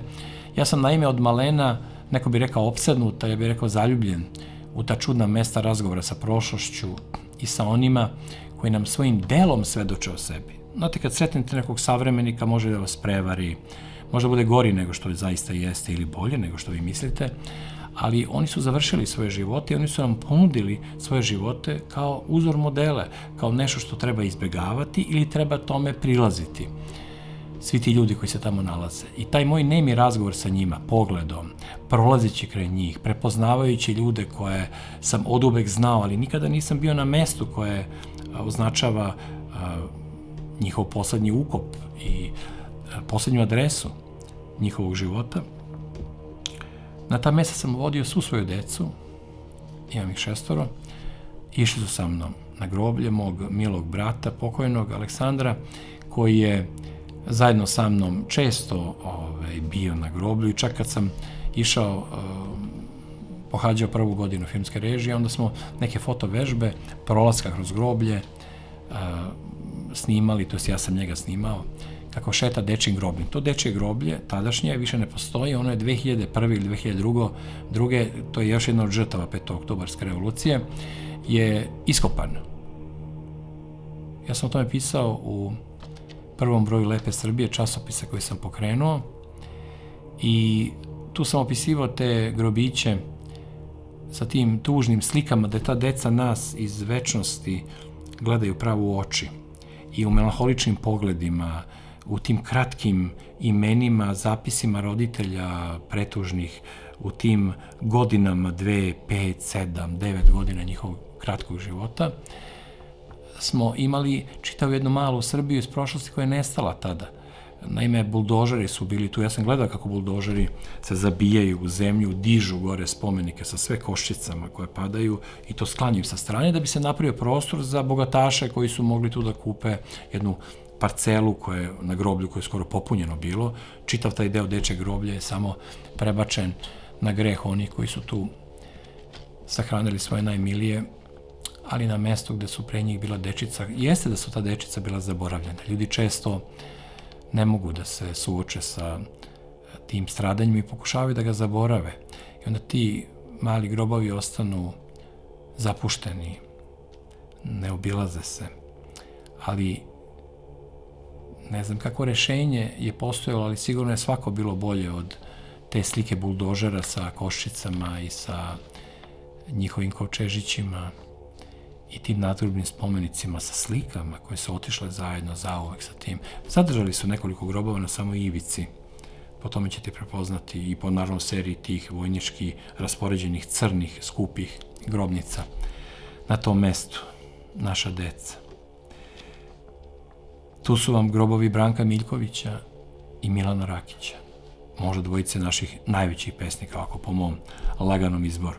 Onda kada uđete na groblje, idete desno i uza zid, taj deo se zvao arkade, jer je bilo predviđeno da budu lukovi, kasnije je to zamenjeno zidom, tu ćete naći jedan do drugog, recimo na grobove Nikole Pašića i Serdara Janka Vukotića. Meni je mnogo smetalo što godinama, mislim da i dan danas, fali neko slovo, fali broj na godini rođenja ili smrti Nikole Pašića i niko nije zamenio taj broj, ja mislim, decenijama. A još jedno oskrnavljanje doživio taj grob kada je Rada Pašić, neobični sin velikog oca, došao i ukrao sa očevog groba skulpturu Ivana Meštrovića, vajerski portret njegovog oca, bronzanu, i prodao je negde, pa onda kasnije to zamenjeno. To je, izvinite, kameni njegov portret, pa je sad zamenjen bronzanim, sličnim, jer nije mogao nikako da se povrati onaj koji je on prodao. Ali zbog toga nije mu dato da se sahrani u očevom grobu, nego je sahranjen s nekim drugim Pašićima, potomcima Najdena Pašića, to sa strane negde. Tu odmah, ako nastavite dalje, ulazite ono što je Aleja Velikana. Aleja Velikana nije ono gde se sahranjuju poznati ljudi našeg vremena, to je Aleja zaslužnih građana, iako se tako neko naziva to Alejom Velikana. Ta Aleja zaslužnih građana vrlo neobično izgleda, pošto je pravljena u duhu komunizma sa petokrakama. Znači imate 5 latica kamenih na svakom grobu u znaku petokrake i tu su sahranjivani neki od naših najpoznatijih ljudi, a u Aleji Velikana, predratnoj Aleji Velikana, tu možete naići na neke druge grobove, na grob generala Miloša Vasića, vezanog za Solunski front. Tu u nizu imate grob Jovana Cvijića, jednostavan, među perunikama, jedna samo kamena ploča. Tu ćete naići na veliki grob zadužbinara Kolarca i Velimira Teodorovića, vanbračnog sina kneza Mihajla, koji je sve što je kasnije sticao, mnogo je stekao, uvek ulagao u Srbiju koja ga nije prihvatala. Otac ga je retko viđao, nažalost nije nasledio oca i možda bi srpska istorija krenula drugim tokom, da je neko ko je toliko ličio na svog oca po svemu, nastavio da bude srpski vladar. To su njihove Teodorovićevi i Kolarčeve grobnice, kapele se nalaze u toj Aleji Velikana. Tu odmah blizu je i Stevan Mokranjac, tu je Nušić sa svojim grobom u kome je sahranio i Strahinju Bana, svog sina, koji je u 20. godini poginuo kao jedan od 1300 kaplara, a nosio u šinjelu pismo upućeno majci i ocu i sestri da se izvadi iz šinjela i preda roditeljima sa najdirljivijim tekstom obraćanja sa one strane smrti. On je dečak još živ, u slučaju svoje smrti koju je predviđao, napisao ocu koliko mu je stalo do Srbije i koliko ne žali za tim što svoj mladi život polaže za otadžbinu. Opet duhoviti Nušić je napravio u obliku piramide taj svoj spomenik. Naravno, verovatno je razlog taj što je on bio mason, ali pazite, on i kao mason, i kao švaler, i kao čovek neobično slobodnog života je bio veliki prijatelj svetog oca Justina Popovića. I otac Justin Popović, znajući sve to o Nušiću, napisao jedno od najdirljivijih posveta prijatelja, zove se Voštanica na grobu prijatelja, ili Voštanica za jednog prijatelja. Možete naći u njegovoj zbirci Na Bogočovečanskom putu, gde on govori o Nušiću kao glavnom junaku srpske zavetne kosovske misli. Podsjeća na njegovu knjigu 915. na stradanje njegovog sina iz najlepšeg mogućeg ugla, istinitog, ali jednog od mogućih, najlepšeg, posmatra svog prijatelja, rečima prijatelja, ne osude. Čoveka koji nije dovoljno crkven, koji nije bio dovoljno redovan na službama, čiji privatni život nije bio baš najmoralniji, rečeno tim moralističkim rečnikom, ali on je zaslužio ljubav Ave Justina. I to malo žitije Branislava Nušića iz pera Ave Justina isto putokaz za nas, kako mi treba da sebe posmatramo jedni drugi. On se nalazi odmah pre Nušića sa strane, to je sve to na desnoj strani groblja, nalazi se grob Živojina Mišića i na grobu Živojina Mišića nalazi se Srpkinja, kao Srbija, alegorija Srbije, koja podiže palminu ili lovorovu grančicu prema liku, surom liku Vojvode Mišića, time naglašavajući njegovu večnu slavu, koja i dan danas, možda i više nego onda kada je on živeo, nama puno znači. Tu se nalazi, zanimljiva je priča, odmah do Mišićevog groba, odmah do groba, dugo vremena je bio jedan beli grob, običan, na kome je samo pisalo onim starim ortografskim metodom, rukopisom carske Rusije, pisalo je Mihajl, bez ikakve oznake. Neki Mihajl, kraj Vojvode Mišića. Međutim, taj Mihajl je u stvari bio Mihajl Vasiljević Aleksejev, osnivač dobrovoljačke vojske. Znači, čovjek je osnovao onu vojsku, belu vojsku, koja je ratovala u građanskom ratu i koja je po sopstvenoj želji sahranjena u Beogradu, i stavili su mu da on kao prvi čovjek te bele vojske bude odmah do možda i prvog čoveka naše vojske tog vremena. Jedan drugog, kao neka braća. Tu negde blizu je također grob Ruže Crnjanski. Ruža Crnjanski je ljubav Miloša Crnjanskog, njegova supruga, i imala je tu nesreću da ih smrt razdvoji, pošto je Miloš Crnjanski stavljen u jednu od tih latica kamenih u aleji zaslužnih građana, a naravno nije bilo mesta za njegovu ženu tu, nego je ona na nekom posebnom mestu postavljena u svog brata, koji je bio čuveni fudbaler srpski, tih prvih početaka, i oca koji je bio pisac knjiga o nekim velikim srpskim bitkama iz 19. veka, i tako se to sve nekako pred vama rascvetava. I sem dece, ja sam sve moje devojke i supruge dovodio na šetnje, ljubavne šetnje i šetnje provere, da vidim da li imaju osjećanje za Srbiju, za otadžbinu, za Rusiju, za pravoslavlje, za duhovnost, za mrtve koji su življi od živih, za tu tišinu i smirenost koje sobom nose šetnje tim lejama. I bio sam zloglasan po tome, i kada bih ih pozivao na šetnju, one bi često rekle, nećemo valjda opet, ja kažem, hoćemo u najlepši park srpski. Onda bi se one nasmejale i krenule da šetaju, i onda bi tu zajedno bi pronalazili svoje omiljene pisce, ali bi nalazili vinavere koji skroz na levoj strani. Tamo su i brat i sestra Rastko i Nadežda Petrović. Tu blizu je, recimo, fabrikant bombona, pa onda veliki junak Mihajlo Ilić sa Javora, pa onda se tu nalazi grobnica Vojvode Putnika na tom centralnom pravcu ka velikom spomeniku braniocima Beograda, Kosturnica i spomenik, koja je napravljena početkom 30. godina. I znate što je zanimljivo? Tu imate spomenik koji je tu napravljen, trojica vajara su radila taj spomenik, ali Živojin Lukić je bio glavni autor tog lika srpskog vojnika koji stoji sa puškom koju drži pri bajonetu, i ispod njega je taj austrougarski orao u obliku aždaje koja je pobeđena, kao pobjeda dobra nad zlom. Zna se naravno gde smo mi, a gde su Austrougari u toj borbi, a tu je jedan kameni deo gde je stilizovano napravljen srpski grb. Pazite, zašto to pričam? To je jedini srpski kraljevski grb, onaj stari sa 4S, napravljen između dva svetska rata u čitavoj Jugoslaviji. Znači, uvek je srpski grb išao zajedno sa hrvatskom šahovnicom i onim izmišljenim apstraktnim slovenačkim grbićem, u toj ludačkoj kombinaciji koja je nama danas skoro negledljiva posle NDH i posle tog strašnog iskustva sa genocidom nad nama izvršenom od lažne braće. Tako da znate da postoji jedno mesto, postoji jedan spomenik sa tim, i to fantastično uređenim nekom Art Nouveau stilom monumentalnom. Taj grb sa 4S nalazi se tamo. Imate tužne momente, sem tog dečeg groblja, imate Andru Nikolića, našeg književnika, književnog kritičara i političara, ministra Vejera u više vlada, i tu je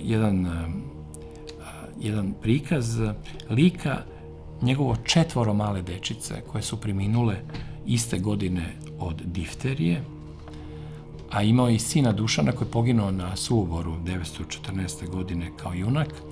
I vi imate pravi lik srpskog političara, starog kova, srpskog književnika, intelektualca, koji ne izvlači sina iz borbi i koji gine kao junak, nije želao da interveniše za njega i koji ima tu nesreću koju je stvarno teško preživjeti, koja liči na nesreću Jovana Jovanovića Zmaja sa njegovom dečicom, a to je da su mu 4 male dece otišlo u roku 2 meseca, jedno za drugim. U Aleji Velikana centralno mesto zauzima grobnica Stevana Vladislava Kaćanskog, velikog srpskog rodoljubivog pesnika i borca, jednog od ljudi koji je vodio srpske jedinice prilikom bombardovanja Beograda nakon Čukur Česme i uopšte čoveka koji je po mnogo čemu bio možda idealni Srbin po mom izboru, tako da je jedan od mojih sinova, zove se Vladislav, više po Stevanu Vladislavu Kaćanskom nego po kralju Vladislavu. I tu su njegove reči, ta prva 2 stiha koja bih želeo da izgovorim, jer su to stihovi za večnost. Obraća se Srbiji, pesnik, piše bard, tako su ga zvali, stari bard. Sve što imam, to je tvoje. Sve što imam, tebi dajem. Ljubavni odnos sa otadžbinom i spremno da se strada za nešto što je više od bilo čijeg života.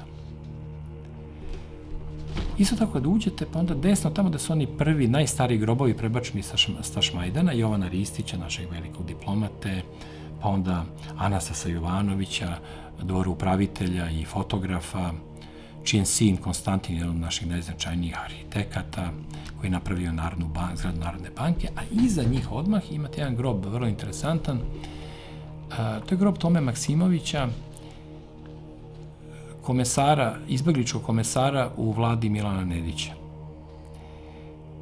On je posle rata bio suđen i oduzeta su mu bila građanska prava, zato što je spasio skoro 500.000 dece i žena iz NDH, zajedno sa svojom komesarskom upravom i svima onima koji su pomagali prvo da se na samoj granici na Drini u borbama, u teškim borbama sa naše strane, pripadnici državne straže i Srpskog dobrovoljačkog korpusa, bore sa ustašama i pomažu našim civilima da pređu tu granicu Drine, granicu života i smrti. I onda su brinuli o toj dečici, imali ste i dečiji grad, imali ste u manastiru Rakovice isto to odgajalište i vaspitavalište dečice iz nezavisne države Hrvatske, Srpčića, tih malih, a primali su naši i Slovence koji su odlazili, jer su ih Nemci proterivali iz Slovenije. I za sve to je možda najvažniji čovek uz generala Nedića bio Toma Maksimović, znači komesar za izbjeglice.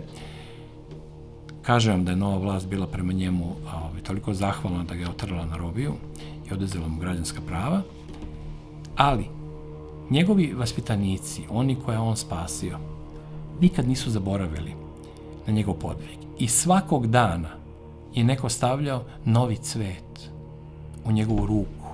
Znači, njegova hodajuća skulptura prirodne veličini, on je zakoračio jednom nogom, a drži ruku ispred sebe i u tu ruku je stalno postavljen cvet. Decenijama. Tek od skoro je taj cvet izostao. I zbog toga znamo da je neko umro koji je čitav svoj život posvetio zahvalnosti prema čoveku koji ga je spasio ili nekog njegovog. Tu okolo su i najlepši oni čudna kandila staklena od zelenog stakla, prelepa. Nekoliko je sačuvano, ostala su pokradena, uostalom kao i neke skulpture sa groblja s tog otvorenog parka u tome. Tu blizu se nalazi i taj ratnički deo, meni posebno interesantan, Vojvoda Vuk, pa onda major Voja Tankosić, pa je tu Sanja Živanović, on je nećak Apisov, koji je poginuo već u prvim borbama u ratu i koliko je tugovao, toliko je bio ponosan i njegovu žrtvu, njegovu hrabrost, rođeni brat njegove majke, Apis. Ali imate i ulicu koja je bila i oduzeta pa vraćana, Sanje Živanovića, to je muško.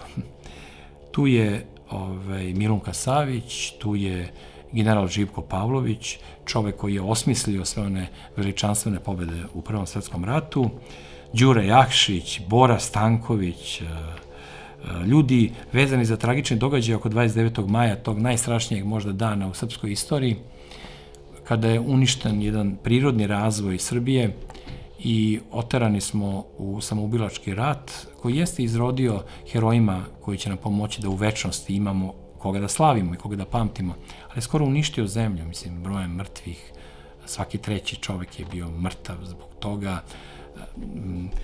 Tu je sahranjen Dimitrije Cincar Marković, naš ministar vojni, načelnik generalštaba, predsjednik vlade, kralja Aleksandra Obrenovića, koga su streljali, ubili su ga te noći kada su ubili Aleksandra i Dragu, zakleti oficiri njihovi.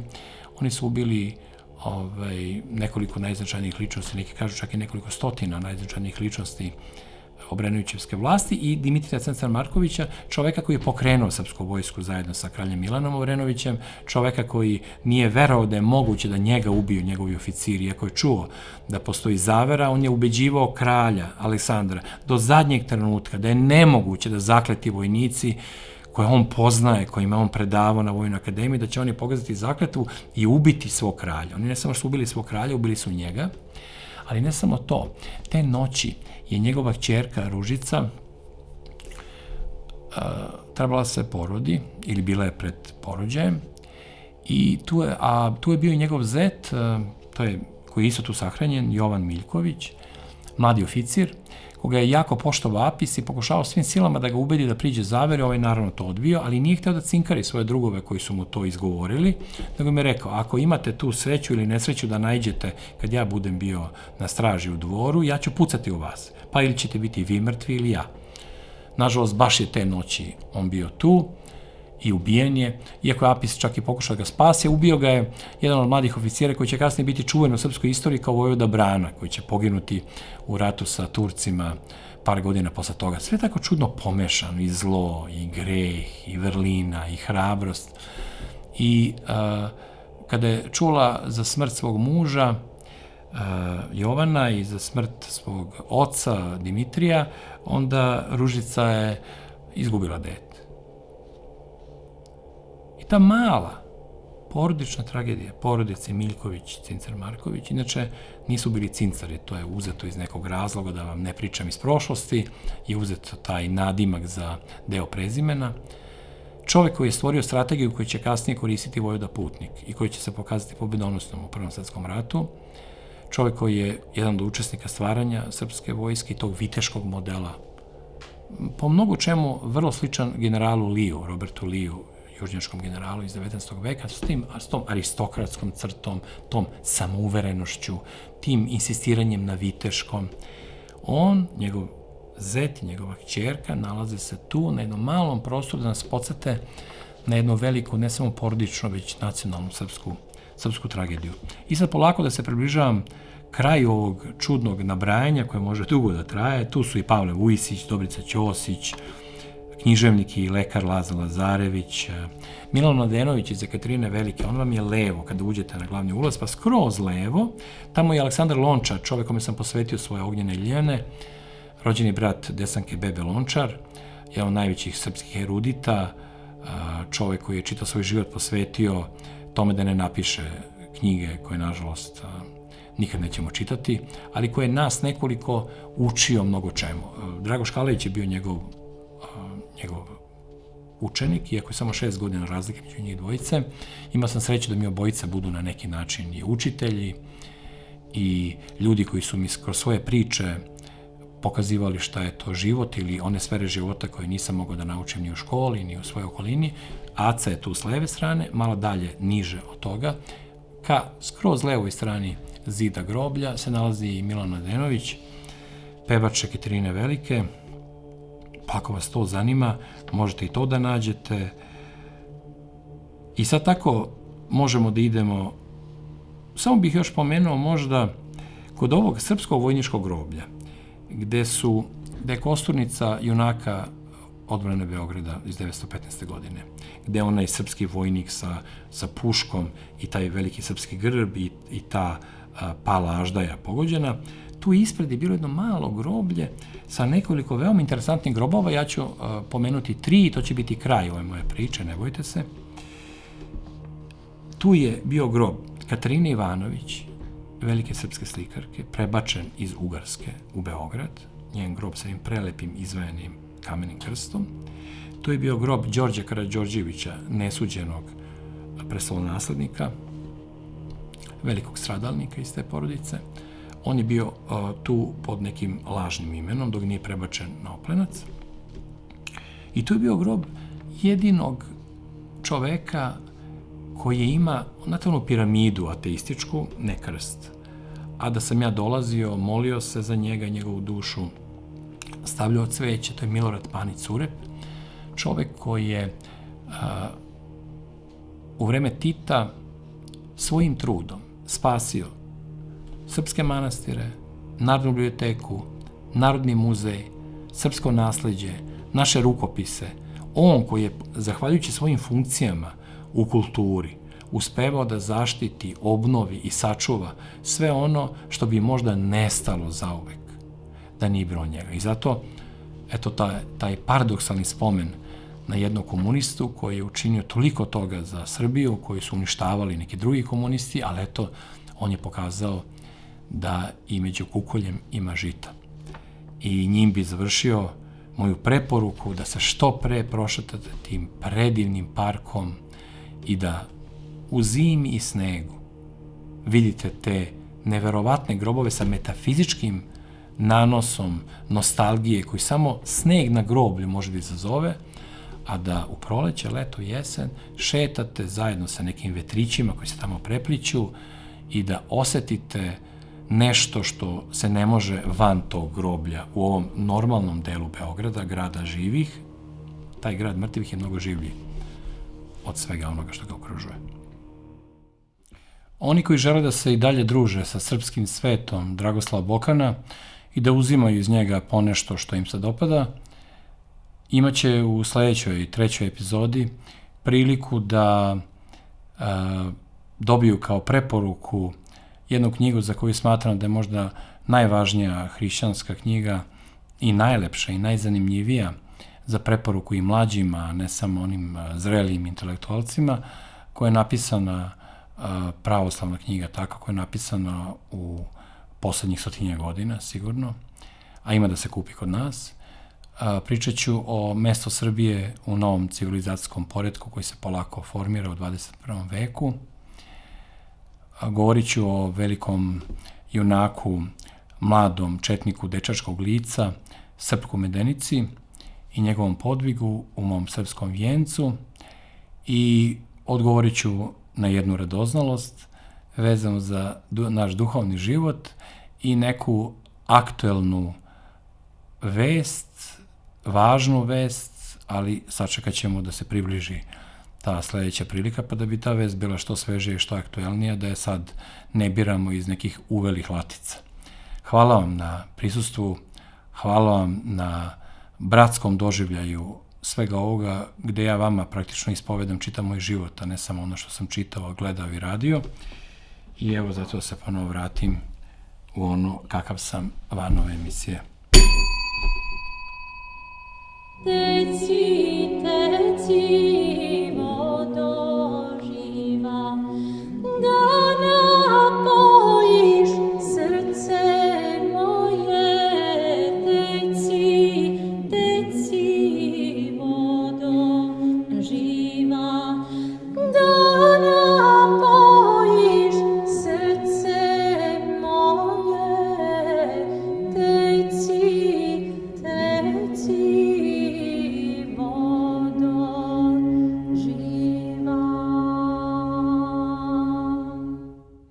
Braćo i sestre, poštovane dame i gospodo, dragi prijatelji, za trenutak izlazimo iz srpskog sveta Dragoslava Bokana sa željom da se u njega što pre vratimo. Teče voda živa naše ljubavi prema Bogu i otadžbini, a to koliko će teći zavisi i od vas, od svih nas. Zato pomozite da se ne prekine naše putovanje, Postanite saputnik ovog romantičnog i lepog srpskog sveta. Budite zadužbinar Dragoslavljevog podcasta svojim dobrovoljnim prilogom datim od srca.